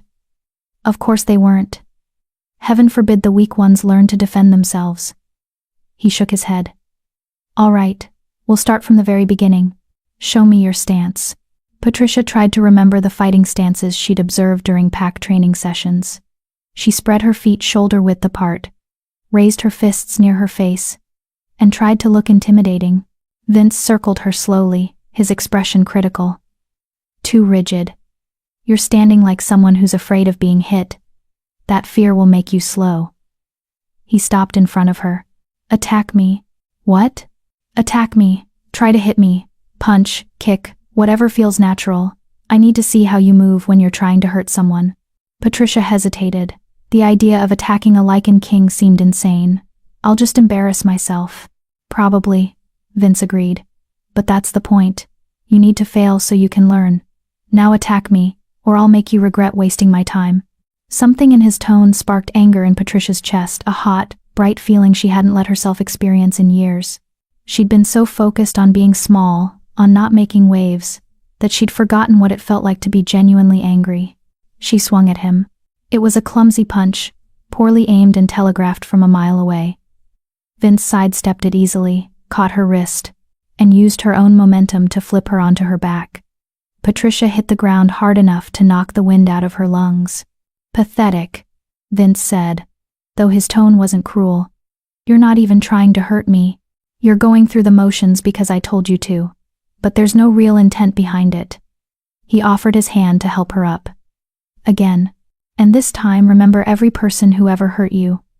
Every moment of pain, every rejection, every time someone made you feel worthless. Channel that into your attack." Patricia took his hand and let him pull her to her feet. She thought about Kitty's cruelty, about Blake's unwanted advances, about Owen's casual dismissal of her existence. She thought about Lucas, crying in her room while refusing to actually fight for what they could have had. She thought about being locked in a storage room like garbage. This time, when she attacked, there was real force behind it. Vince still blocked her easily, but she felt the shift in his stance, the slight adjustment he had to make to deflect her blow. "Better," he said. "You're angry now. Good. Anger is fuel. But you need to channel it properly, or you'll just burn yourself out." They trained for hours, Vince teaching her basic strikes, blocks, how to use her smaller size to her advantage against larger opponents. Patricia fell more times than she could count, her body accumulating bruises that would probably hurt worse tomorrow. But she also landed her first real hit, a kick to Vince's knee that actually made him stumble. "Excellent," he said, and Patricia felt a warm surge of pride at the approval in his voice. "You're learning. Your instincts are better than you think. Years of surviving in a hostile pack taught you to read body language, to anticipate attacks before they happen. We just need to translate that defensive awareness into offensive capability." Patricia bent over, hands on her knees, trying to catch her breath. Every muscle in her body screamed in protest, and she was pretty sure she had grass stains in places grass stains had no business being. "Can we take a break?" she gasped. "I think I'm dying." "You're not dying. You're just weak from years of neglect." But Vince gestured back toward the cabin. "Fine, we'll break for food. You need to eat anyway. Breaking the curse requires significant energy. And you're already running on empty." Inside, Vince proved surprisingly competent in the kitchen, preparing a simple meal of eggs, toast, and what looked like venison sausage. Patricia devoured it gratefully, not realizing how hungry she was until food was in front of her. "So what's next?" she asked between bites. "More combat training, another burning session." "Tonight we'll work on accessing the next layer of wounds," Vince said. "But this afternoon you rest. Your body needs time to recover, and I need time to prepare the ritual space." "Ritual space?" "The deeper wounds require more formal approaches. We'll need to create a protected circle, invoke certain ancient protections, ensure that nothing can interfere with the process." He refilled her water glass. "Memory work can leave you vulnerable. The last thing we need is something dark taking advantage while your defenses are down." Patricia set down her fork, appetite suddenly gone. "You keep talking about something dark, and whoever cursed me like it's some nameless entity. Do you actually have any idea who we're dealing with?" Vince was silent for a long moment, his golden eyes distant. "I have theories," he finally said, "but nothing concrete. The rite of diminishment is old magic, Patricia. Very few beings alive today would even know it exists, let alone have the power to execute it properly. So we're looking for someone powerful, knowledgeable about ancient magic, and with a specific grudge against the Silvermoon bloodline. Yes, that narrows it down to what? Maybe a dozen suspects? If we're lucky." Vince's expression was grim. "More likely, we're dealing with someone who's been working in the shadows for decades. Someone patient enough to wait 16 years for their curse to fully take hold. Someone with resources enough to manipulate entire packs without being detected." Patricia felt a chill run down her spine. "You're talking about someone on par with you. Another Lycan, possibly, or something worse." Vince stood, clearing their plates. "But speculation without evidence is pointless. What we need to do is focus on breaking your curse and unlocking your power. Once you have access to your Silvermoon magic, you'll be able to sense things I can't. Healers like your grandmother could read the magical signatures left on curses, trace them back to their source. So I'm not just learning to fight, I'm learning to be a magical detective." "You're learning to survive," Vince corrected. "Everything else is secondary to that goal." Patricia stood, her legs protesting the movement. Then I should rest while I can. Something tells me tonight's going to be even harder than this morning was. It will be, Vince confirmed. The mate rejection was fresh, recent. The next wounds we need to address are older, more deeply embedded. They'll fight harder to stay hidden. Patricia paused at the door to her room. Vince, why are you really helping me? I know you said you owed my grandmother a debt, but this seems like more than just repaying an obligation. Vince turned to face her, and for a moment, his carefully controlled expression cracked, revealing something raw and honest underneath. Because 300 years ago, I failed to protect the people who mattered most to me, he said quietly. I let the hunters destroy my pack, kill my family, scatter everything I'd spent centuries building. I went into isolation because I couldn't face the guilt, couldn't bear to watch another generation of wolves suffer because I wasn't strong enough to stop it. He moved closer, his golden eyes intense. Your grandmother gave me a chance at redemption. She trusted me with her greatest treasure, her bloodline, her granddaughter, the future of the Silver Moon power. I'm helping you, because I refuse to fail again. Because you deserve better than what this world has given you. And because maybe, just maybe, if I can keep you alive, and help you claim your power, I can finally forgive myself for all the ways I've failed before. Patricia felt tears prick her eyes. That's a lot of weight to put on one cursed Omega. You're not an Omega, Vince said firmly. You're a princess in hiding, and it's time you started acting like one. Chapter 7. Shadows of the Past. Patricia woke to the sound of chanting. The words were in a language she didn't recognize, ancient and guttural, each syllable seeming to vibrate through the walls of the cabin. She'd only meant to rest for an hour, but the exhaustion from combat training and the mate bond severing had pulled her into a deep, dreamless sleep. Now, as twilight painted the sky purple and gold through her window, she felt oddly refreshed. Her body still ached, but it was a good ache, the kind that came from using muscles that had been dormant too long. She emerged from her room to find the main cabin transformed. The furniture had been pushed to the walls, creating a large open space in the center. Vince had drawn an intricate circle on the wooden floor using what looked like salt mixed with silver powder. Symbols surrounded the circle, some she recognized from her grandmother's old books, others completely foreign. Candles burned at 5 points around the circle, their flames casting dancing shadows across the walls. And in the center of it all stood Vince, shirtless now, his muscled torso covered in silvery scars that seemed to glow in the candlelight. He held an ancient book in one hand, reading from it in that strange, powerful language. He looked up as she approached, his golden eyes reflecting the candlelight like a predator's. You're awake. Good. We need to begin before the moon rises fully. What is all this? Patricia gestured to the circle. A protection ward, a memory circle, and a binding spell to ensure that whatever we uncover tonight stays contained within this space. Vince closed the book, setting it carefully on the table. The wounds we're about to address are older, deeper. They're the ones that shaped who you became. The rejection, the abuse, the constant message that you were worthless. Patricia's stomach twisted.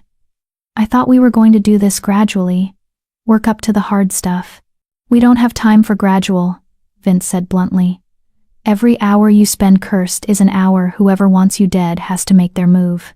We need to break through the major wounds tonight, or risk losing the momentum we've built. And if I can't handle it? If the pain is too much? Vince's expression softened slightly.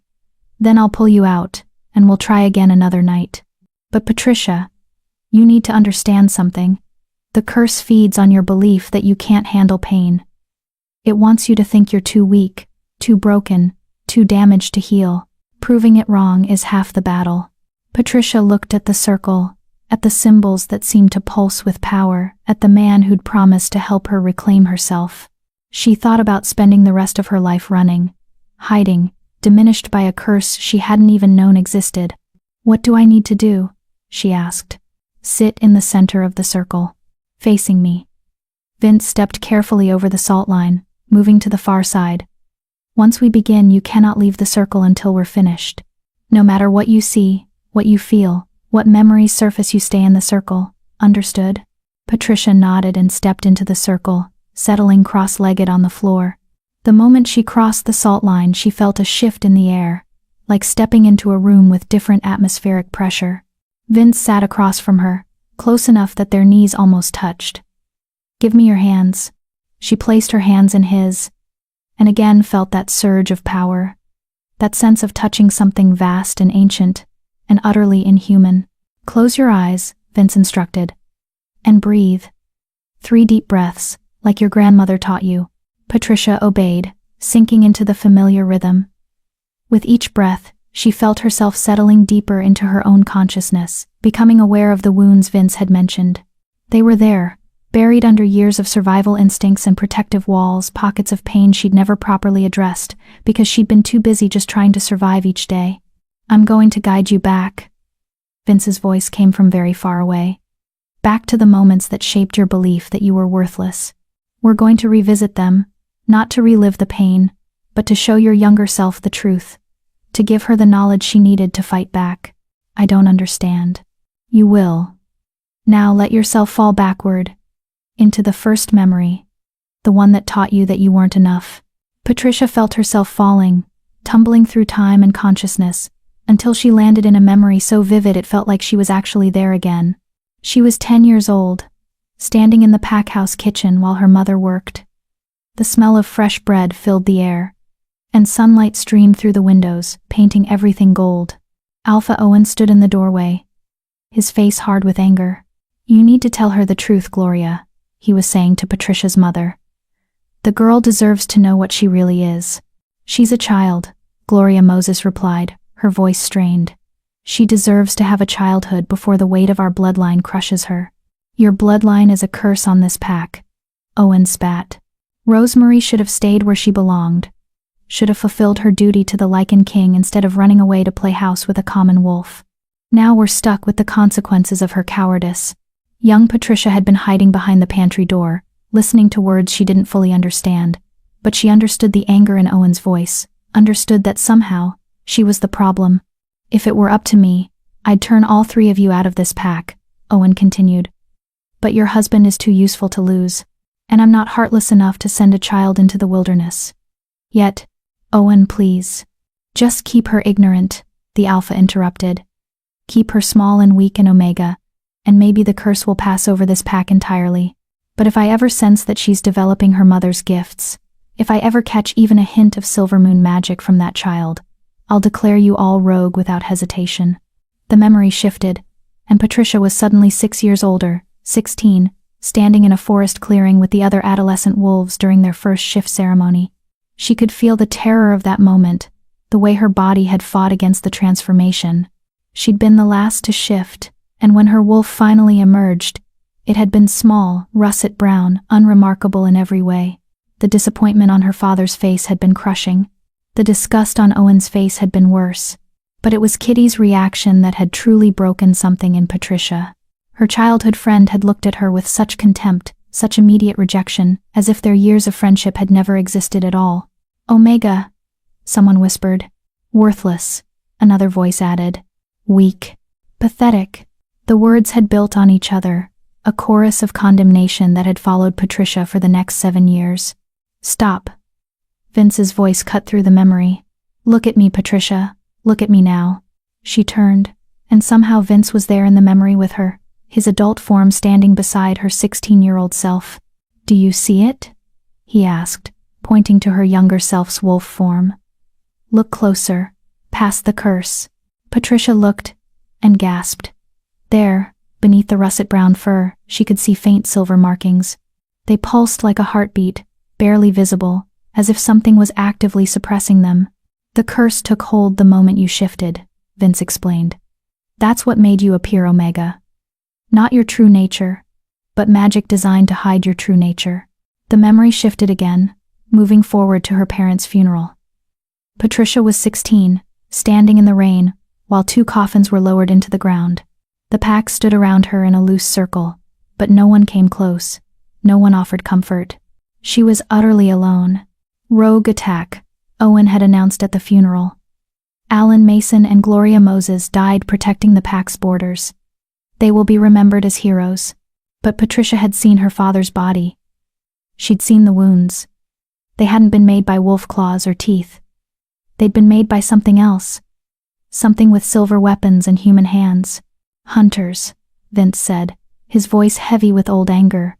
I confirmed it after the fact, when Rosemary asked me to investigate. Your parents were targeted specifically, hunted down, and murdered to ensure that Gloria's healing abilities died with her. Young Patricia, in the memory, stood in the rain, crying silent tears that no one acknowledged. She was an orphan now, completely dependent on a pack that barely tolerated her existence. That was the moment Patricia realized with sudden clarity, when she'd truly started to believe she was worthless. Not because of anything she'd done, but because when she'd needed her pack most, they'd turned away. I was so alone, Patricia whispered. You were surrounded by cowards, Vince corrected. By wolves too afraid of Owen's wrath to show kindness to a grieving child. That's not the same thing as being alone. The memory shifted again, racing forward through years of small cruelties. Kitty's cutting remarks. Blake's unwanted attention. The way pack members would fall silent when she entered a room, as if her presence wasn't worth acknowledging. Each moment was a paper cut, seemingly minor on its own but accumulated into something that bled her slowly dry. Enough, Vince's voice commanded, and suddenly Patricia was back in the circle, tears streaming down her face, her hands gripping his so tightly her knuckles had gone white. I can't, she gasped. It's too much. Vince, it's too… Yes, you can, he said firmly. Because I'm going to show you what you couldn't see then. I'm going to show you the truth that was hidden from you. He closed his eyes, and suddenly Patricia felt his power flowing into her, warm and silver and ancient. It filled her consciousness, pushing against the walls she'd built around her pain. And then those walls shattered. Light exploded behind her eyes, and Patricia saw herself for the first time without the filter of the curse. She saw the moments when her healing abilities had manifested without her realizing it. The time she'd touched a wounded bird, and it had miraculously recovered. The way plants seemed to grow faster when she tended them. The fact that despite years of abuse, she'd never suffered a serious injury that required a hospital visit. She'd been healing herself instinctively, using magic she didn't know she possessed. She saw the fear in Owen's eyes every time he looked at her, the way he'd kept her close and suppressed specifically because he recognized the threat she represented. She saw Lucas fighting with his father, arguing on her behalf more times than she'd ever known, trying to protect her in the only ways he could without outright defying his alpha. She saw Tanya's cruelty for what it really was, jealousy. Because even cursed, even suppressed, Patricia had carried herself with more grace than Tanya ever could. You were never worthless, Vince said, and his voice seemed to echo through her entire being. You were dangerous, powerful, a threat to everyone who benefited from keeping the Silver Moon bloodline suppressed. They made you believe you were Omega, because the alternative was too terrifying for them to contemplate. Patricia felt something crack inside her chest, and suddenly she was sobbing great, heaving sobs that seemed to tear their way out of her. But these weren't tears of pain. They were tears of release, of finally letting go of years of internalized lies.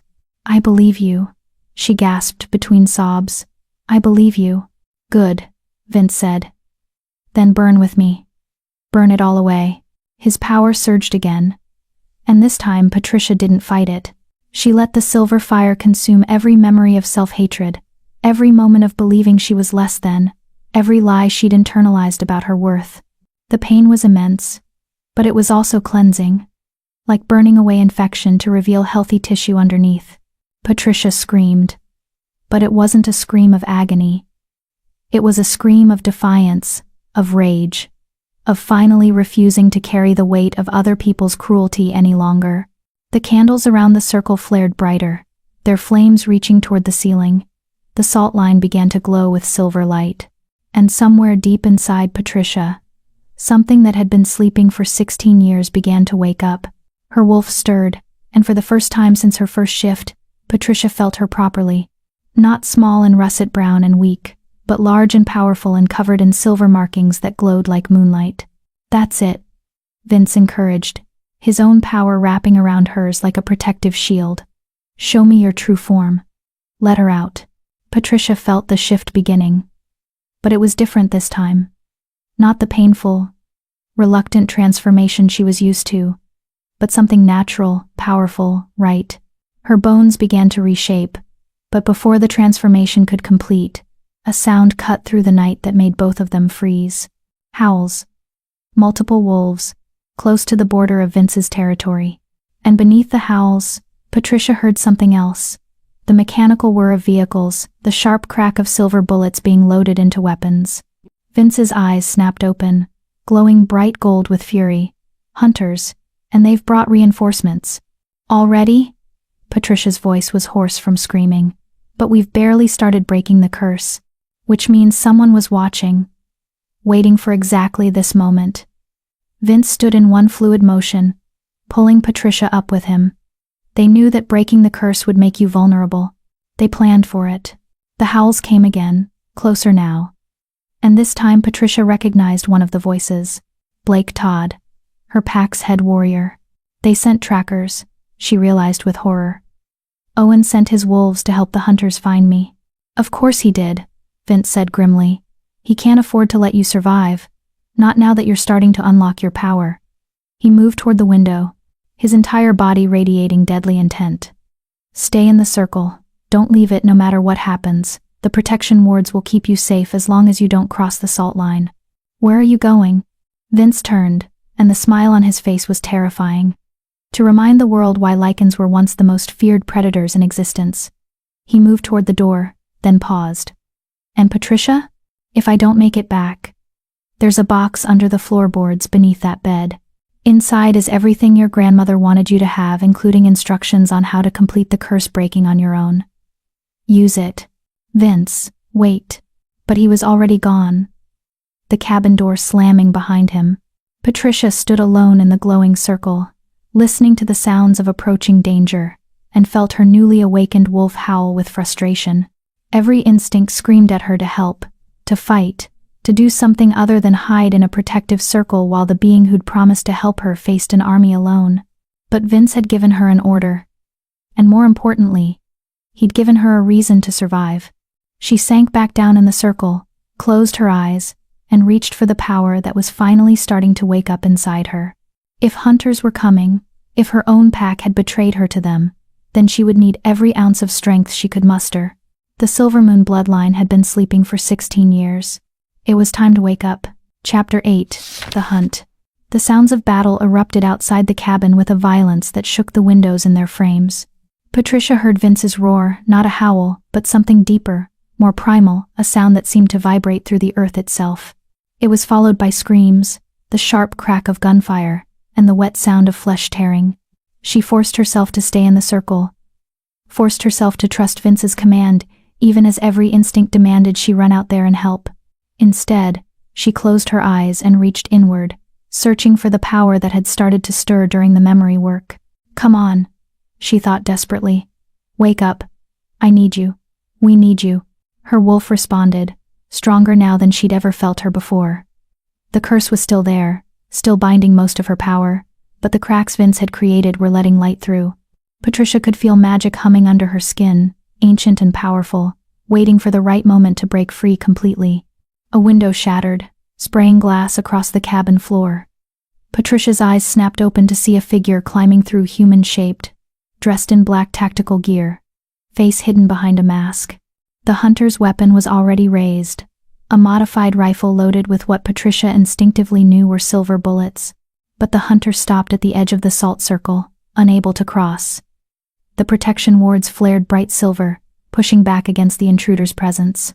Well, the hunter said, voice distorted by a modulator in the mask. The rumors are true. The Lycan King still knows the old protections. The hunter circled the perimeter of the circle, testing for weaknesses. Smart girl, staying in the ward. But wards don't last forever, and my employer is very patient. Who sent you? Patricia demanded, trying to keep her voice steady. Does it matter? The hunter shrugged. You're dead either way. Might be tonight, might be next week, might be next year, but you don't survive when someone puts out a contract on Silvermoon blood. Not in my experience. Silvermoon blood? Patricia's heart raced. You've hunted others like me? Hunted and killed. The hunter sounded almost bored. Your mother was surprisingly difficult. Took 3 of us to bring her down. and she still managed to wound 2 before she died. Your father was easier, he had no magic, just loyalty. Died trying to protect his mate like a good little wolf. Rage exploded through Patricia, hot and blinding. The protection ward flared brighter in response to her emotions, pulsing with silver light that made the hunter take a step back. You murdered my parents, Patricia said, her voice shaking with fury. You hunted them down like animals. We're all animals, sweetheart. Some of us just have better weapons. The hunter raised the rifle again, aiming at Patricia through the barrier. These bullets are blessed with old magic, specifically designed to pierce supernatural protections. They won't kill you through the ward, but they'll hurt, and pain breaks concentration. Break concentration enough, and you'll step out of that circle without even realizing it. The hunter fired. The bullet slammed into the ward with a flash of light that temporarily blinded Patricia. She felt the impact reverberate through the protection circle, felt the ward weaken slightly. Not much, but enough to tell her that the hunter hadn't been bluffing. Another shot, another flash. The ward held, but Patricia could feel it straining. Outside, the sounds of battle continued. She heard more howls, Blake, and the other Silverpine trackers, engaging with something that made them scream in terror. She heard Vince's voice, commanding in that ancient language, and felt pulses of power that made the air itself seem to shudder. But she also heard more vehicles arriving, more footsteps, more weapons being readied. There were too many of them. Even a Lycan King couldn't fight an entire hunting party and a pack of hostile wolves simultaneously.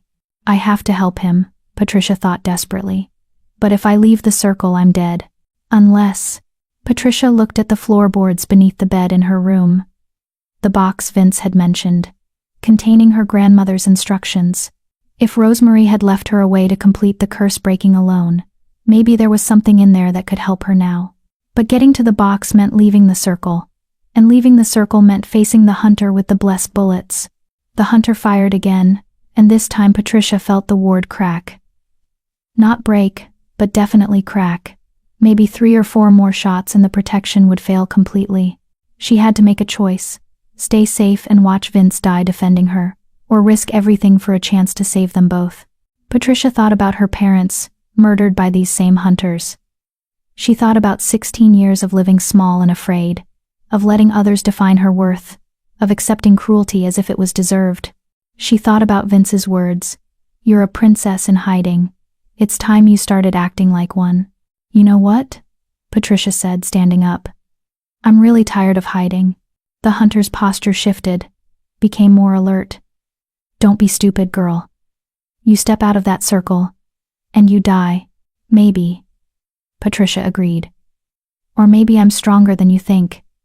Maybe the Silver Moon bloodline isn't as dead as your employer wants to believe. She took a deep breath and stepped out of the circle. The hunter fired immediately. But Patricia was already moving, diving toward her bedroom with speed she didn't know she possessed.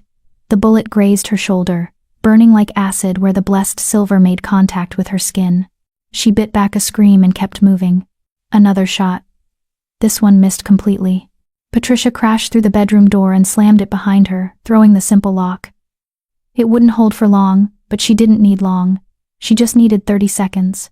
She dropped to her knees beside the bed and pried at the floorboards with her fingers. One came loose, revealing a hollow space beneath. Inside was a small wooden box, carved with the same Silver Moon symbols that marked the protection circle in the main room. Patricia grabbed it and wrenched it open. Inside were 3 things: a leather-bound journal covered in her grandmother's handwriting, a silver dagger with a moonstone set in its hilt, and a vial of liquid that glowed faintly blue in the darkness. The bedroom door exploded inward as the hunter kicked it open. Nowhere left to run, little wolf. Patricia's hand closed around the dagger's hilt, and the moment she touched it, power surged through her arm like lightning. The weapon recognized her bloodline, accepted her claim, and bonded to her in a way that felt ancient and absolute. She turned to face the hunter, the dagger raised, and felt her wolf surge forward with newfound strength.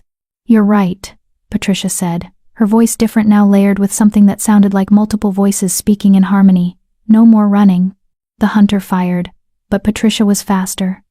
She moved on pure instinct, the dagger flashing in an arc that deflected the bullet with a shower of sparks.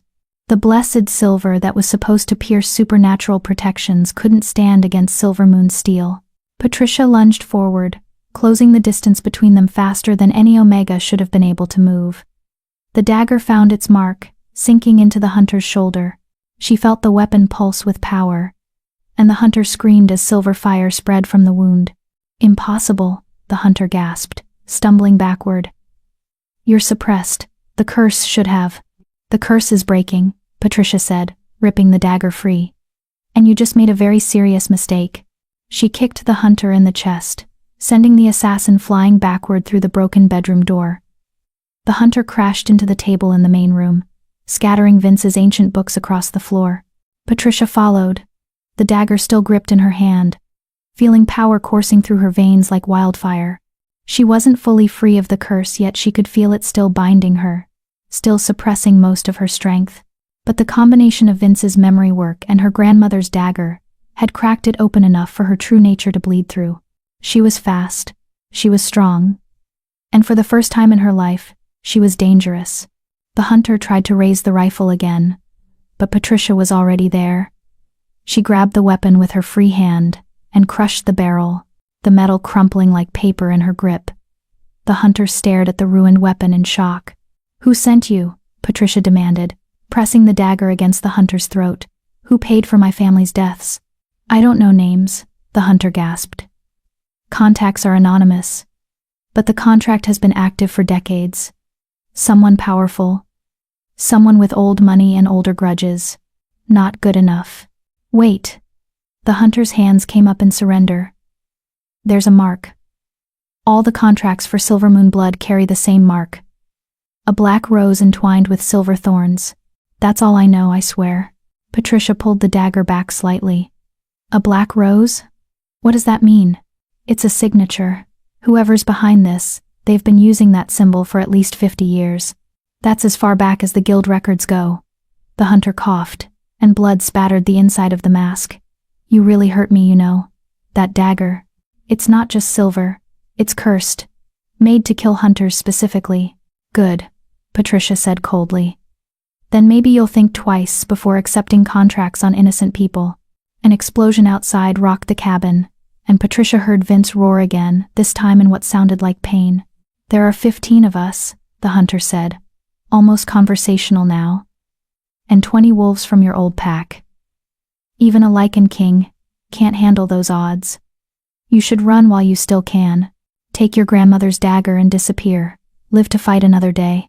Patricia looked toward the window, seeing flashes of light and hearing the chaos of battle. The hunter was right. She and Vince were outnumbered, outgunned, and she was still mostly cursed. Running made sense. But Patricia was done making the sensible choice, done prioritizing survival over everything else, done letting fear dictate her actions. "No," she said firmly. "I'm done running." She brought the dagger down in a swift arc, and the hunter's body went still. Patricia felt a flicker of remorse. She'd never killed anyone before, but it was drowned out by the knowledge that this person had murdered her parents, had been paid to murder her, and wouldn't have hesitated to kill her if their positions were reversed. Patricia grabbed the hunter's tactical vest, found 3 more loaded magazines, and a combat knife that would serve as a backup weapon. She was arming herself when she noticed the journal had fallen open, revealing a page in her grandmother's handwriting.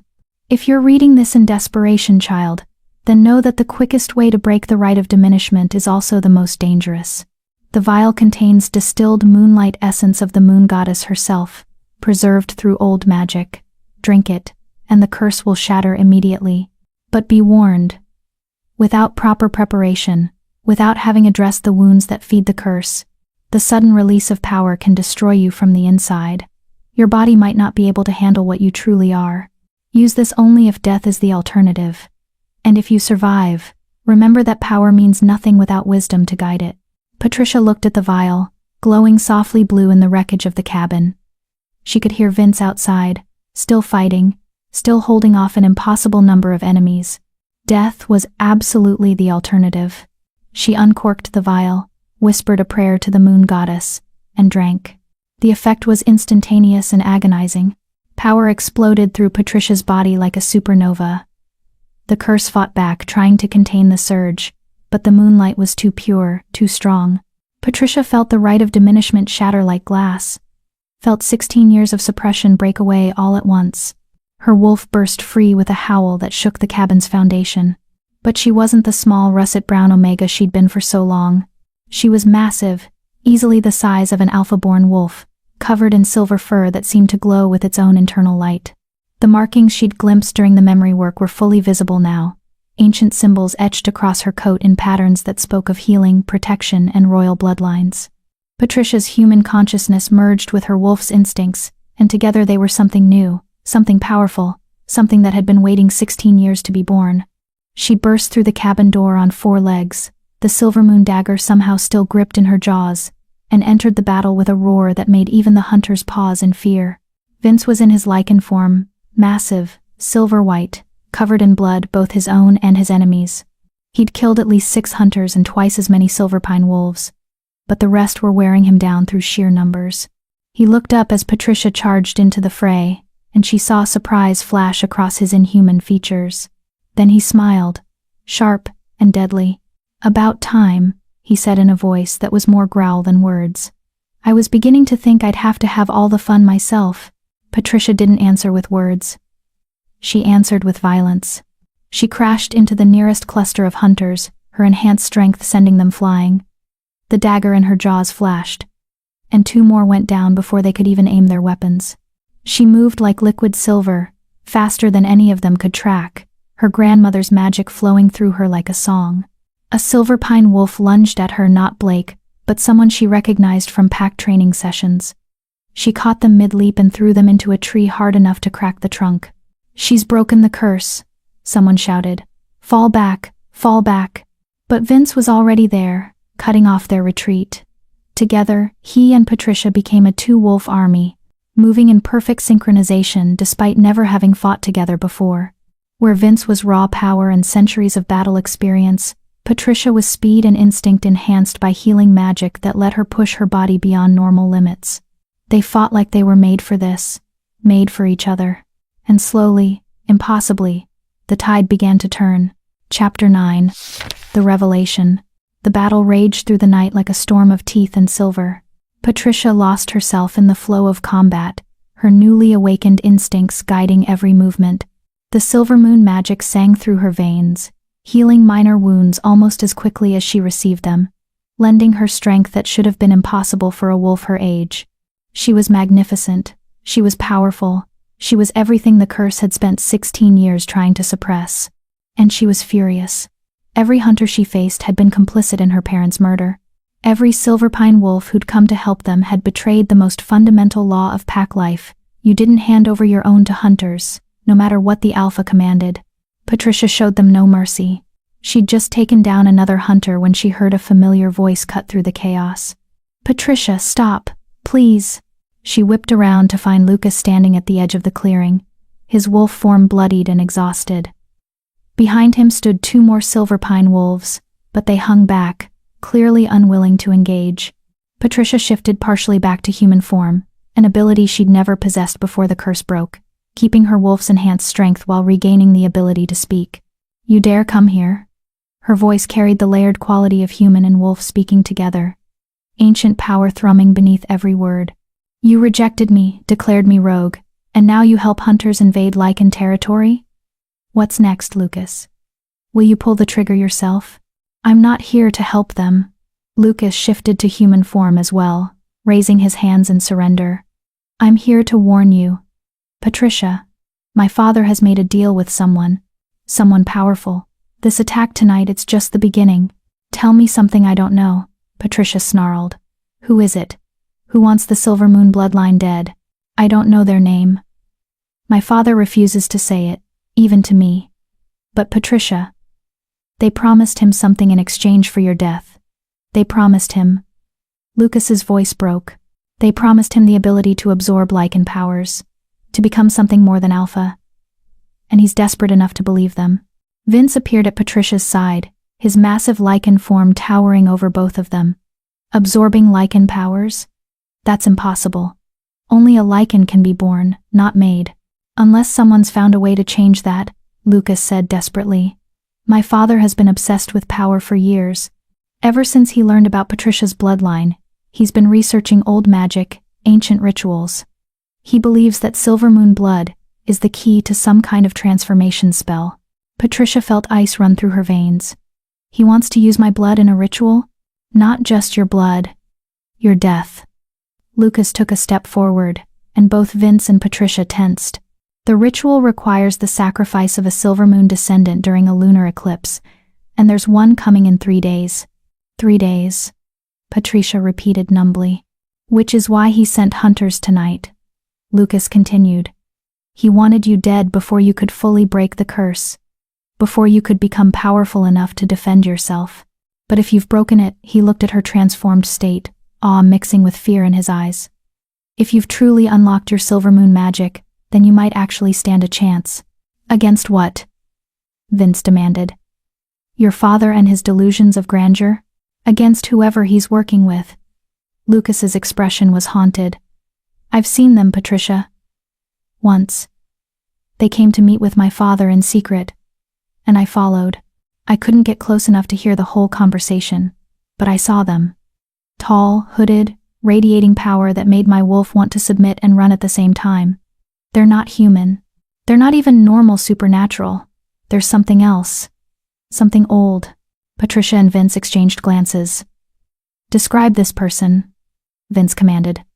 Everything you remember. Dark robes. A voice like stone grinding against stone. And when their hood fell back for just a moment, Lucas shuddered. I saw eyes that were completely black. No whites, no iris. Just darkness. Vince went very still. A void walker. What's a void walker? Patricia asked. Ancient beings from before the moon goddess established her domain. They fed on magic, on life force, on the essence of supernatural beings. Vince's voice was grim. They were supposed to be extinct. The goddess herself hunted them down millennia ago because they threatened to consume all of creation. Apparently she missed one, Lucas said. And it's been hiding, planning, working through pawns like my father to achieve whatever goal it's pursuing. Patricia's mind raced. The black rose symbol. The signature on all the contracts to kill silver moon blood. That's not a person, it's this void walker. Most likely, Vince agreed. Void walkers don't just consume power randomly. They're strategic. If it's been targeting your bloodline specifically for decades, there's a reason. He turned to Lucas. What else did you hear? Anything about why it wants the silver moon line eliminated? Lucas hesitated. The ritual your father mentioned. It's not just about making him powerful, it's about opening something. The Void Walker called it, the door between realms. They need silver moon blood because your bloodline holds the key to. A howl cut through his words, followed by the sound of vehicles retreating. The remaining hunters were pulling out, and the silver pine wolves who'd survived were following. They're regrouping, Vince said. They'll be back with reinforcements. Or they've accomplished what they came for, Patricia said slowly. A horrible realization was dawning. This wasn't a serious attempt to kill me. This was a test. They wanted to see if I'd broken the curse. Wanted to measure my power level. And you just gave them a full demonstration, Lucas said quietly. Patricia, you need to run. Leave this territory. Leave this region entirely. The Void Walker won't stop until... I'm not running, Patricia interrupted. I'm done running. Done hiding, done letting fear dictate my choices. She looked at Vince. You said void walkers feed on supernatural essence. What would happen if one consumed a Lycan? They'd become nearly unstoppable, Vince admitted. A void walker with Lycan power could tear through dimensional barriers, could potentially undo the protections the moon goddess put in place to contain them. And if they consumed silver moon magic? Vince's expression darkened. Silver moon magic is healing, life-giving. It's the opposite of what voidwalkers represent. If one managed to corrupt that magic, to twist it into something dark, they could potentially heal themselves from any wound, regenerate indefinitely. They'd be immortal in the truest sense. Patricia nodded slowly, pieces falling into place. So the voidwalker needs 2 things, Lycan power to break dimensional barriers, and silver moon magic to achieve true immortality. That's why it's been targeting my family while manipulating alphas like Owen who want Lycan abilities for themselves. It's been playing both sides, Vince said, understanding dawning in his golden eyes, promising Owen power, while actually planning to use him as a pawn to acquire both sources of magic. The lunar eclipse in 3 days, Patricia said. That's when it plans to make its move. When it's strong enough to... She stopped, a wave of dizziness washing over her. The adrenaline that had been carrying her through the battle was fading, and she was suddenly aware of how much the moonlight essence had cost her. Her body was burning through energy at an unsustainable rate, and the wounds she'd been healing automatically were starting to slow in their recovery. Patricia? Vince caught her as she stumbled. What's wrong? The moonlight, she gasped. I drank it without proper preparation, and now my body is. It's trying to process power it's not ready for. Vince, I can feel it. If I don't. Her legs gave out, and she collapsed into his arms. The silver fur receded as her body involuntarily shifted back to human form, leaving her naked and shaking in the cool night air. Lucas immediately looked away, shrugging off his shirt and tossing it to Vince. She needs a healer. Someone who knows silver moon magic. There are no silver moon healers left, Vince said, scooping Patricia up as if she weighed nothing. Rosemary was the last, and she's gone. Then what do? We stabilize her, Vince said, already moving toward the cabin, and hope that her own healing abilities are strong enough to save her from her own power. Patricia tried to speak, to tell them that she could feel her magic eating her from the inside, but the words wouldn't come. The world was spinning, her vision blurring at the edges. She'd broken the curse. She'd unlocked her true power. She'd fought alongside a Lycan King and survived. And now she was dying because her body couldn't handle what she'd become. So much for being a princess, she thought with bitter irony, as consciousness began to slip away. But then she felt a warmth spreading from her chest outward, like someone had lit a candle in the darkness. Her grandmother's necklace, the silver wolf pendant she'd worn since her 18th birthday, was glowing against her skin. And with the glow came a voice. Not audible, but felt deep in her soul. Her grandmother's voice, speaking across the boundary of death itself. Breathe, little wolf. Your body knows what to do. Trust your magic. Trust yourself. The power isn't killing you, your fear of it is. Let go. Let it flow through you instead of fighting to contain it. Patricia stopped struggling against the power raging inside her. She stopped trying to control it, to suppress it, to make it behave the way she thought it should. She simply let go. The magic flooded through her like a river breaking through a dam, wild and untamed and utterly free. It rushed through every cell, every fiber of her being, rewriting something fundamental in her nature. And then, slowly, it began to settle. Not diminishing, but finding its natural rhythm within her. Like a wild animal learning to trust its keeper, the power recognized that Patricia wasn't its enemy. She was its vessel, its home, the being it had been waiting 16 years to fully inhabit. Patricia's eyes snapped open, glowing pure silver. I'm okay, she gasped. Vince, I'm okay. He looked down at her, still carrying her toward the cabin, and she saw something like relief flash across his features. You're sure?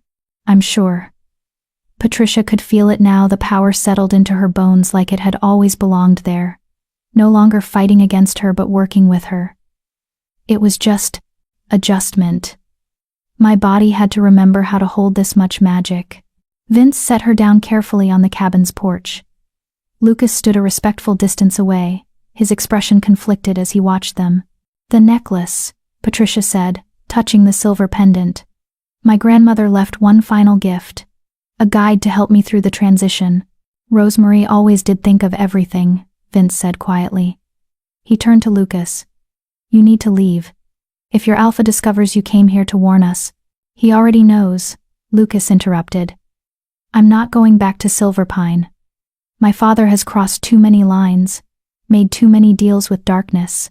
I can't serve an alpha who would sacrifice pack members to hunters, who would ally with a Voidwalker for personal power. He looked at Patricia. I know I don't deserve your forgiveness. I know I failed you in every way that matters. But if you'll allow it, I want to help. I want to stand against my father and whoever he's working with. Patricia studied him for a long moment. The mate bond was gone. severed completely by Vince's burning. She felt nothing when she looked at Lucas except a distant sort of pity for the man who'd been too weak to fight for what he wanted. But she also remembered the boy who'd been her friend, who'd tried to protect her in the small ways he could, and she thought about the bigger picture, about facing a Voidwalker and a corrupted Alpha in 3 days with only Vince at her side. They could use another ally. "You can stay," she said finally. "But understand this, Lucas. I'm not the Omega you rejected. I'm not the girl who would have forgiven anything to keep the peace. If you betray us, if you put us in danger through weakness or misplaced loyalty, I will end you myself. Is that clear?" Lucas nodded solemnly. "Crystal clear." "Good." Patricia stood, wrapping Lucas's shirt around herself more securely. "Then here's what we're going to do. We have 3 days until the lunar eclipse. 3 days to prepare for a battle against a Voidwalker, a corrupted Alpha, and whoever else they've recruited to their cause. That's suicide," Lucas said. "We should be running, hiding, finding reinforcements." "There are no reinforcements," Patricia interrupted. "The supernatural world has been ignoring the threat of Voidwalkers for millennia because they thought they were extinct. Even if we could convince other packs or covens to help us, they'd never mobilize in time." "She's right," Vince said. "This fight is ours. But Patricia, you've only just broken your curse. You haven't had time to learn to control your power, to understand the full extent of your abilities. Fighting a Voidwalker now is exactly what my grandmother prepared me for," Patricia finished. "Why do you think she left all those books? All those instructions? She knew this day would come. She knew that eventually, the darkness targeting our bloodline would show itself." Patricia moved to the cabin's ruined doorway, looking out at the destruction of the battlefield. "We have 3 days. So we use them. We train. We plan. We learn everything we can about Voidwalkers and how to kill them." "Assuming they can be killed," Lucas muttered. Patricia turned to face them both, and in the moonlight, her silver eyes glowed with determination and power. "Everything can be killed. It's just a matter of finding the right weapon." She thought of her grandmother's dagger, still stained with hunter's blood. She thought of the books filled with ancient knowledge. She thought of Vince's centuries of experience and Lucas's insider knowledge of Owen's plans. They were outnumbered, outgunned, facing an enemy that had been planning this confrontation for decades. But they had something the Voidwalker didn't. They had nothing left to lose. 3 days, Patricia repeated. "And then we end this." Chapter 10. The Eclipse. 3 days had never felt so short and so long at the same time. Patricia spent every waking moment preparing for the confrontation she knew was coming. Vince drilled her relentlessly in combat, pushing her newly awakened powers to their limits and beyond. Her silver moon magic was extraordinary. She could heal wounds that would have killed normal wolves, could sense life force from hundreds of yards away, could even manipulate the energy of living things to strengthen allies or weaken enemies. But power without control was just chaos waiting to happen. "Again," Vince commanded, his golden eyes tracking her movements as she practiced shifting between forms. "Faster. In a real fight, hesitation means death." Patricia gritted her teeth and shifted, her body flowing from human to wolf and back again in the span of a heartbeat. It was getting easier, more natural, but it still cost energy she wasn't sure she'd have in abundance during an actual battle. Lucas proved surprisingly useful despite his complicated history with them. He'd stolen documents from his father's office before fleeing Silver Pine, detailed notes about the ritual, maps showing where it would take place, and most importantly, information about the Voidwalker's weaknesses. "According to this," Lucas said, spreading the papers across the cabin's repaired table, "Voidwalkers are vulnerable during dimensional transitions. When they're pulling power from the void to fuel their magic, there's a moment, maybe 3 seconds, where their physical form becomes unstable." 3 seconds isn't much, Patricia observed, studying the ancient diagram that accompanied the notes. It showed a figure wreathed in darkness, with specific points marked on its body in red ink. "It's enough if you're fast enough," Vince said. "And with Silvermoon speed enhanced by your healing magic, you're faster than anything the Voidwalker has likely encountered in centuries." "There's more," Lucas continued. "The ritual requires specific components. Silvermoon, blood, obviously. A vessel to contain stolen Lycan essence. My father believes he'll be that vessel. and a tether to anchor the Voidwalker to this dimension while it performs the transformation. What kind of tether? Patricia asked. Something with strong emotional resonance to the Silvermoon bloodline. Lucas met her eyes. Something that belonged to someone you loved. Something that carries the weight of grief and loss. Patricia's hand went instinctively to her grandmother's necklace. They'll need an artifact from my family. Which they don't have, Vince pointed out. Everything your grandmother owned is either destroyed or in this cabin. Unless they took something from my parents' graves, Patricia said quietly.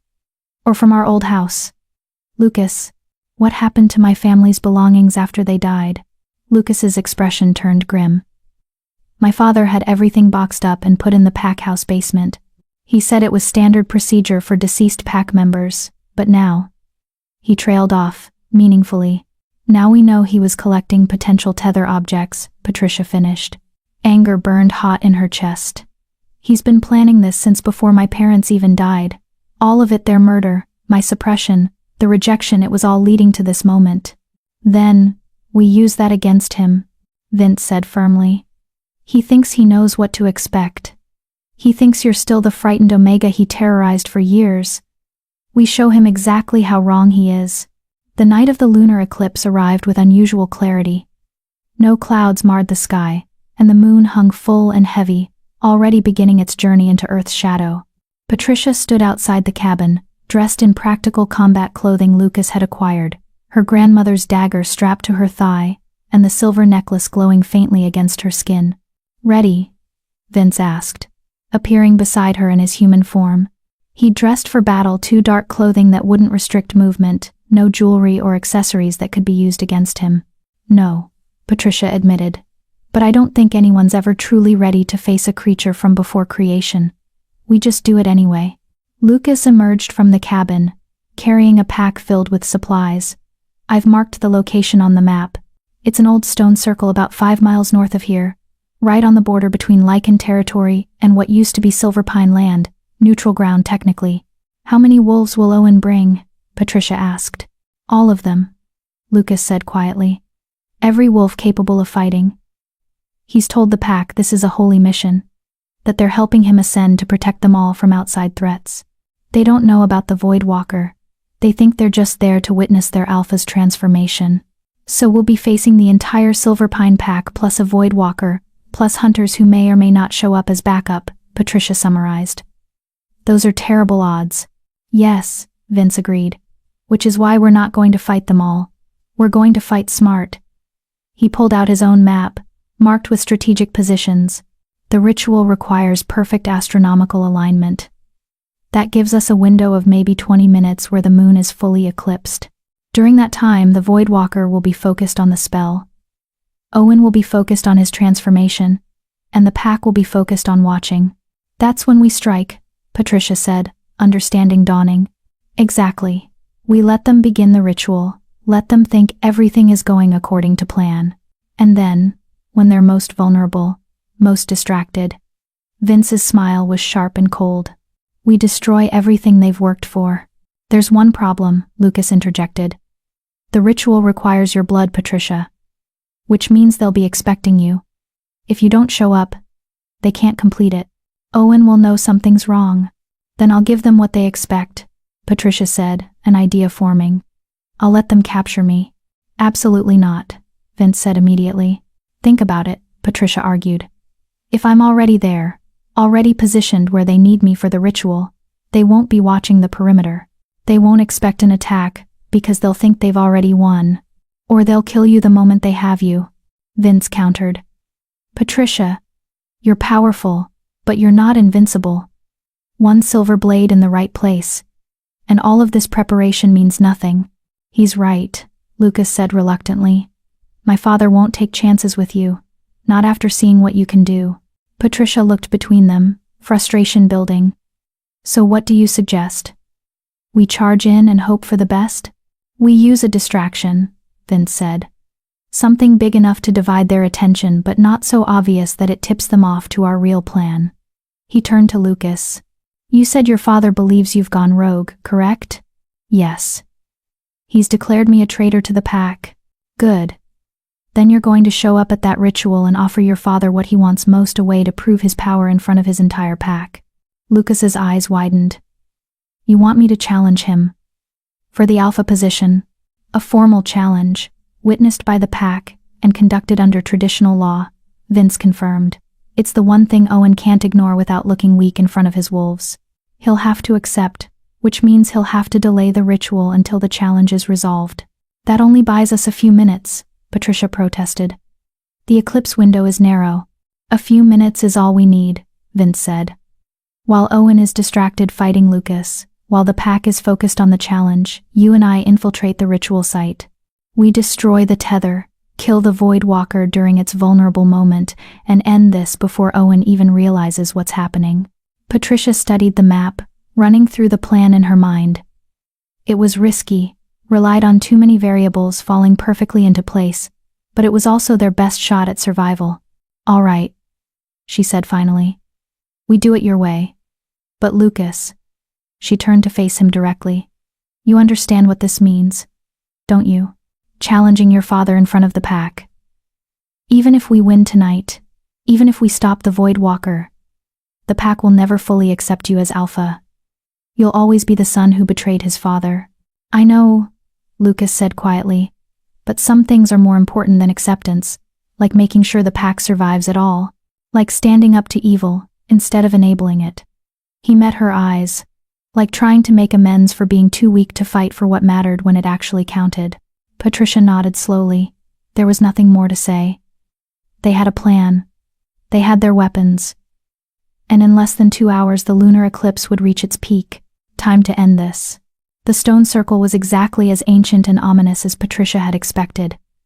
12 massive stones arranged in a perfect circle, each one carved with symbols that predated modern language.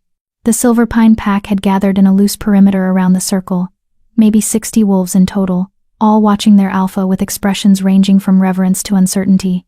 Owen Kane stood in the center of the circle, dressed in ceremonial robes that looked ridiculous on his bulky frame. Beside him stood a figure in dark robes, the Void Walker, its face hidden beneath a deep hood, and arranged around them were the components for the ritual. A silver bowl filled with something that glowed faintly red, a dagger that radiated dark energy, and suspended from a tripod, a photograph of Patricia's mother. The tether.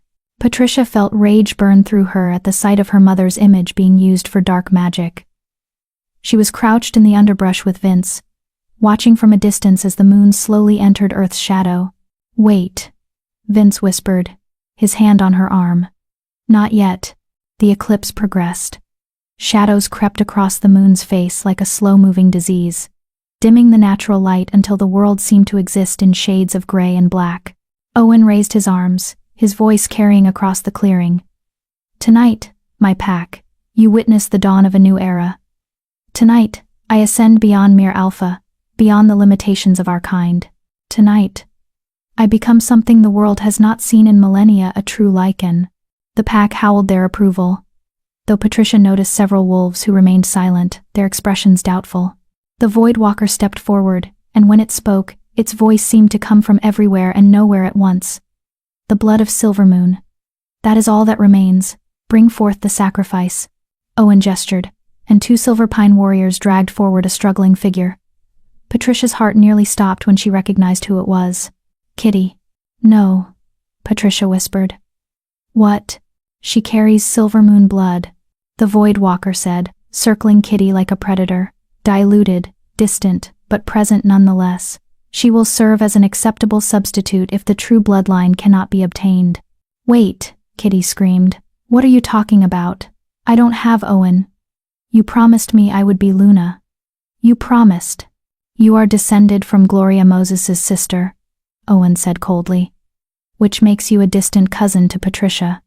Your blood will work, though it will make the ritual less powerful. He turned to the Void Walker. She'll do, won't she? She will suffice, the Void Walker confirmed. Lucas appeared at the edge of the clearing, his voice ringing out strong and clear. Stop. Every wolf turned to face him. Owen's expression went from surprised to furious in an instant. The traitor's son returns, Owen snarled. Come to watch your alpha ascend, boy. Come to challenge a tyrant. Lucas corrected. I, Lucas Morrison, son of Owen Kane and Gloria's nephew by marriage, invoke my right to challenge for the alpha position of Silverpine Pack. The pack erupted in chaos. A formal challenge couldn't be ignored, not without Owen losing all credibility. But the timing couldn't have been worse. The eclipse was nearly complete, the ritual window rapidly closing. You choose now? Owen roared. You dare interrupt my ascension with this farce? Pack law is pack law, Lucas said calmly. Unless you're declaring yourself above such traditions, in which case you're not a true alpha at all, just a dictator who uses fear to control his wolves. Owen's face turned purple with rage. Several pack members were nodding at Lucas's words, doubt spreading through the gathered wolves like wildfire. Fine, Owen spat. I'll kill you quickly and get back to important matters. But know this, boy, you've just ensured your death is witnessed by everyone you ever knew. That's the plan, Lucas said, and shifted. The two wolves clashed in the center of the clearing, and the pack's attention shifted entirely to the battle. Owen was larger, more experienced, fighting with the brutal efficiency of an alpha who'd held his position for decades. But Lucas was younger, faster, and fighting for something more than just power. Now, Vince whispered. They moved together, two shadows in the darkness of the eclipse, circling around the distracted pack to approach the ritual site from the opposite side. The Void Walker stood motionless, seemingly unconcerned with the challenge happening a dozen yards away. That should have been Patricia's first warning. They were 10 feet from the stone circle when the Void Walker spoke without turning around. The Lycan King and the Silver Moon Princess. How predictable. Vince and Patricia froze. Did you truly think I wouldn't sense your approach? The Void Walker turned, and this time its hood fell back, revealing a face that Patricia's mind struggled to process. It was simultaneously beautiful and horrifying, human and utterly alien, with those completely black eyes that Lucas had described. I've been hunting Silver Moon blood for 3 centuries. You think I don't know every trick, every strategy, every desperate gambit that bloodline employs? 3 centuries, Vince repeated. You were there. When the packs fractured, when the Lycans fell. I was the reason they fell, the Void Walker said with something like pride. It was so easy, really. Whisper to the right alphas. Promise them power they could never achieve on their own. Watch as they turned on their Lycan protectors, as the great packs tore themselves apart from within. Those black eyes fixed on Patricia. And you, little princess. Do you want to know why your bloodline has been targeted so relentlessly? Because we can heal, Patricia said. Because our magic could undo whatever corruption you spread. Partially correct, but there's more. The Void Walker gestured, and magical energy exploded from its hand. Patricia tried to dodge, but the attack was too fast. She felt the magic wrap around her like chains, pulling her forward into the ritual circle despite her struggles. Vince lunged to intercept, but the Void Walker was ready. Another gesture, and the Lycan King was thrown backward into one of the standing stones hard enough to crack the ancient rock. The truth, little princess, the Void Walker said, dragging Patricia to the center of the circle, is that Silver Moon blood isn't just for healing. It's the key to creating new Void Walkers. Your ancestors were our prison wardens. But your blood? Your blood is also the key to the prison. Patricia struggled against the magical bonds, but they held fast. Around them, the pack was still focused on Owen and Lucas's battle, unaware that the real danger was happening right behind them. For 300 years, I've been collecting Silver Moon essence, the Void Walker continued. Every murder, every drop of blood spilled, has been stored, preserved, waiting for this moment. And now, with a living Silver Moon and a Lycan combined, I can finally tear open the barriers between dimensions. I can free my brethren from the void and bring about the new age of darkness that the Moon Goddess tried so hard to prevent. You're insane, Patricia gasped. I'm inevitable. The Void Walker raised the dark dagger. Your grandmother delayed this moment, but even she couldn't stop it. All she did was make you stronger, more powerful, which means your death will fuel an even greater ritual than I originally planned. The blade descended toward Patricia's heart, and then it stopped, caught by a hand that glowed with silver fire. Kitty stood there, her eyes blazing with power that had been dormant her entire life, one hand gripping the dagger's blade despite the dark energy burning her skin. You said I carry Silver Moon blood, Kitty said, her voice overlaid with something ancient and powerful. Diluted, distant, but present. Which means I can do this. She released a pulse of healing magic so pure, so intense, that it shattered the Voidwalker's hold on Patricia. The magical chains dissolved, and Patricia fell free. Impossible, the Voidwalker hissed. You're not awakened. You're not. I am now, Kitty said. She looked at Patricia, and there was pain and regret in her eyes. I've been terrible to you, cruel. I let jealousy and fear turn me into someone I hate. But if I can do one good thing, if I can help stop this, her voice broke, then maybe I can die, knowing I wasn't completely worthless. Kitty, don't. Patricia started, but Kitty was already moving. She lunged at the Voidwalker, her newly awakened magic flaring bright and desperate. The Voidwalker tried to defend, but it had been focused on Patricia, hadn't expected an attack from someone it had dismissed as insignificant. Kitty drove her hand into the Voidwalker's chest, right where a human's heart would be, and released every ounce of her silver moon magic in one final, devastating burst. The Voidwalker screamed, a sound that seemed to tear reality itself. Its form began to destabilize, darkness pouring from the wound Kitty had created, the dimensional anchor that kept it tethered to this world unraveling. Now, Patricia, Vince shouted, having recovered from being thrown. While it's vulnerable, Patricia didn't hesitate. She grabbed her grandmother's dagger and lunged forward, driving the silver moon steel into the Voidwalker's chest right next to where Kitty's hand was still embedded. The effect was instantaneous and catastrophic. Silver fire exploded from the wound, consuming the Voidwalker from the inside out. It tried to retreat into the void, tried to save itself by fleeing between dimensions. But Kitty's sacrifice had sealed those pathways. There was nowhere for it to run. This isn't over, the Voidwalker hissed, even as its form disintegrated. There are others. More of my kind. They will come for your bloodline. They will finish what I... It never completed the sentence. The silver fire consumed it completely, reducing the ancient evil to nothing more than ash and fading shadows. Kitty collapsed. Her hand burned black from where she'd channeled magic her untrained body couldn't handle. Patricia caught her, cradling her former friend as the light faded from her eyes. I'm sorry, Kitty whispered. For everything. For being weak. For being cruel. For not she coughed, blood flecking her lips. For not being brave enough to be your friend when it mattered. You were brave enough when it counted, Patricia said, tears streaming down her face. You saved us all, Kitty. You were a hero. Kitty smiled weakly. Really? Really? Good. That's good. Her eyes drifted closed. Tell Lucas, tell him I'm sorry too, for everything. She took one final breath and went still. Patricia held her for a long moment, grief and gratitude warring in her chest. Kitty had been terrible to her, had made her life miserable for years. But in the end, she'd chosen to be brave, to sacrifice herself to stop a horror that would have consumed the world. That deserved to be remembered. A howl cut through the night, and Patricia looked up to see Owen lying in the center of the clearing, his throat torn out, his eyes staring sightlessly at the now eclipsed moon. Lucas stood over his father's body, bloodied and exhausted, but alive. The Silver Pine pack stood in shocked silence, looking between their dead alpha, the ashes of the Voidwalker, and the two women in the center of the ritual circle. It's over, Lucas called out, his voice carrying across the clearing. The threat is ended. Owen Kane conspired with a Voidwalker to gain power, and in doing so, he betrayed everything a pack alpha is supposed to protect. I claim the alpha position by right of combat and by right of justice. He looked around at the gathered wolves.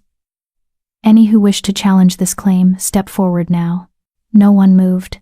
Then as my first act as alpha of Silverpine Pack, Lucas continued, I declare Patricia Alvarez and Vince Shields to be friends of this pack, under our protection and welcome on our lands. And I declare that Kitty McAuliffe died a hero, saving us all from a fate worse than death. Her sacrifice will be honored in pack history for generations to come. A few wolves began to howl, and soon the entire pack had joined in a song of mourning for the dead and celebration for the living, of endings and new beginnings.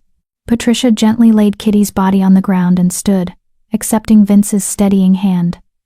Her legs were shaking, her body exhausted from the battle and the magic she'd expended. But they'd won. Against impossible odds, against an ancient evil, against a conspiracy that had been decades in the making. They'd won. What now? She asked Vince quietly. Now? Vince looked down at her, his golden eyes soft in a way she'd never seen before. Now you decide what kind of life you want to build. You're free of the curse, free of the pack that oppressed you, free of the threat that's haunted your bloodline for generations. The choice is yours, Patricia.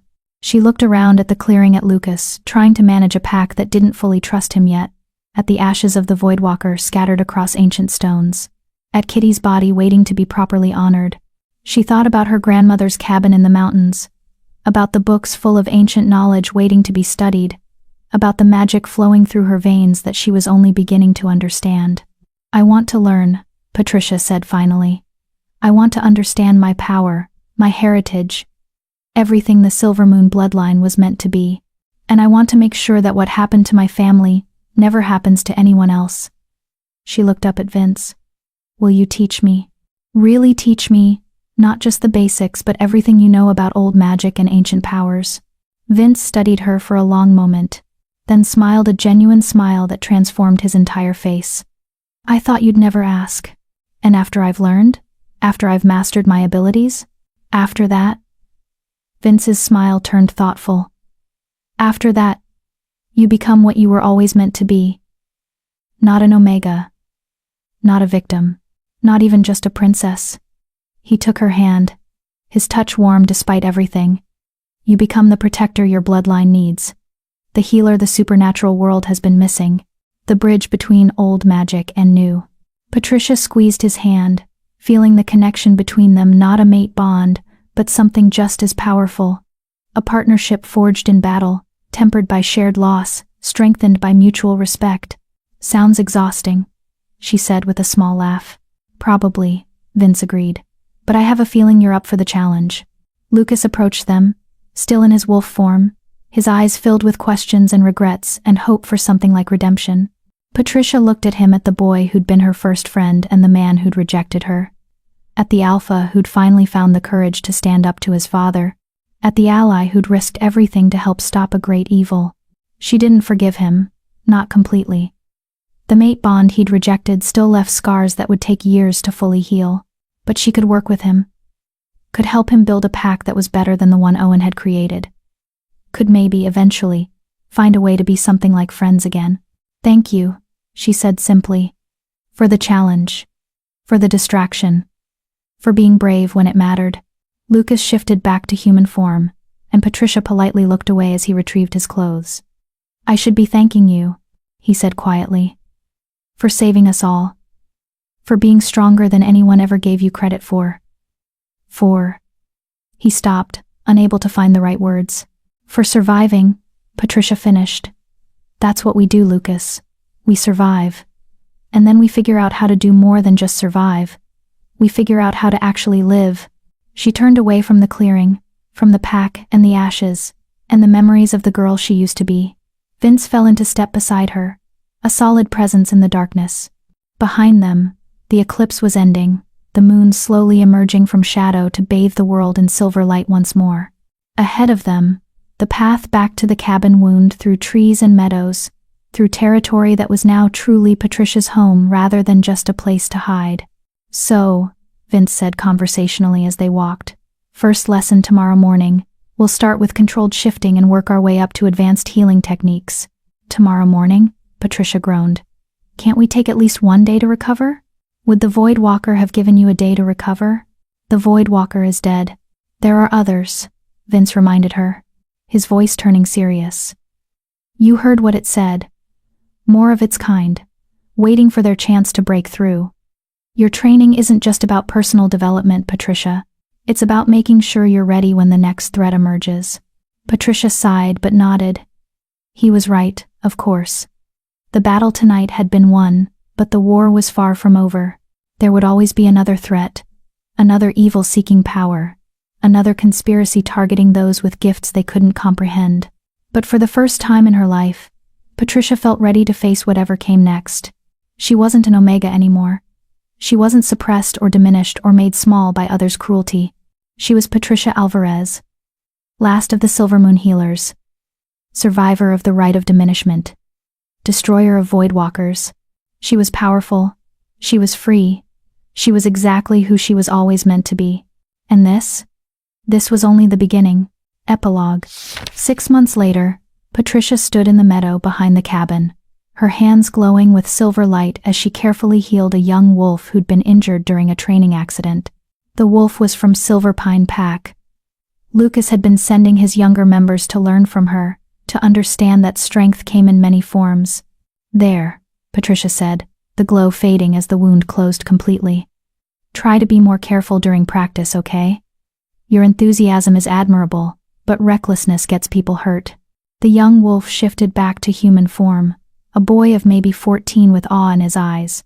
"Thank you, healer Patricia. You're amazing." "I'm adequate," Patricia corrected with a smile. "Amazing is still a few years of practice away. Now go on, before Lucas thinks I've kidnapped you." The boy ran off, leaving Patricia alone in the meadow. She closed her eyes and reached out with her senses, feeling the life force of everything around her. The trees, the grass, the small animals in the underbrush, the powerful presence of Vince inside the cabin studying one of the ancient texts. Her magic had grown exponentially in the past 6 months. She could heal almost anything now, could sense danger from miles away, could even manipulate the growth of plants if she concentrated hard enough. But more importantly, she'd learned to be happy. Not just content, not just surviving, but genuinely deeply happy in a way she'd never been when she was part of Silver Pine Pack. "You're smiling," Vince observed, emerging from the cabin with 2 cups of tea. "Must have been a good session." "Just reflecting," Patricia said, accepting the tea gratefully. "On how different my life is now compared to a year ago. How different I am." "You're not that different," Vince said, settling onto the porch steps beside her. "You've always been strong, Patricia. You've always been brave and kind and worth 1,000 weak alphas. You're just finally allowing yourself to believe it." Patricia leaned against his shoulder, comfortable in a way she'd never been with Lucas. The mate bond she'd lost had been replaced by something she valued even more. A true partnership built on respect, trust, and genuine care. "I got a letter from the Nightshade Pack today," she said. "They want to send some of their young healers to train with me, to learn the old Silver Moon techniques." "What did you tell them?" "That I'd think about it.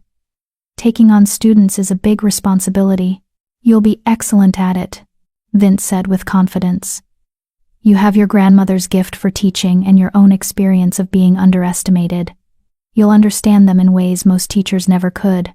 Patricia smiled. "Look at you, being all wise and supportive.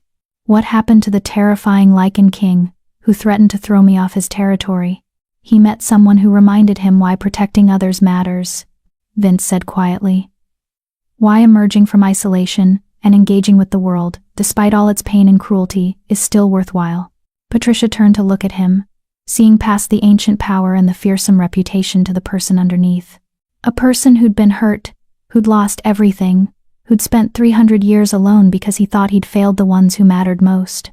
A person who was choosing, every day, to believe in connection again.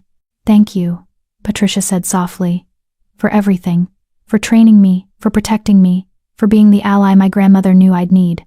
"Thank you," Vince countered, "for being brave enough to claim your inheritance, even when you had no idea what you were walking into. For breaking a curse that should have been unbreakable. For reminding me that some things are worth fighting for." They sat in comfortable silence, watching the sun set over the mountains, painting the sky in shades of gold and purple. Somewhere in the distance, a wolf howled, probably one of Lucas's pack, out on evening patrol. Patricia's life had changed in ways she could never have imagined a year ago. She'd lost friends, gained new ones, discovered powers she didn't know existed, and fought battles that should have been impossible to win. But sitting here, in the peace of the mountain meadow, with tea warming her hands and a true friend at her side, Patricia realized something important.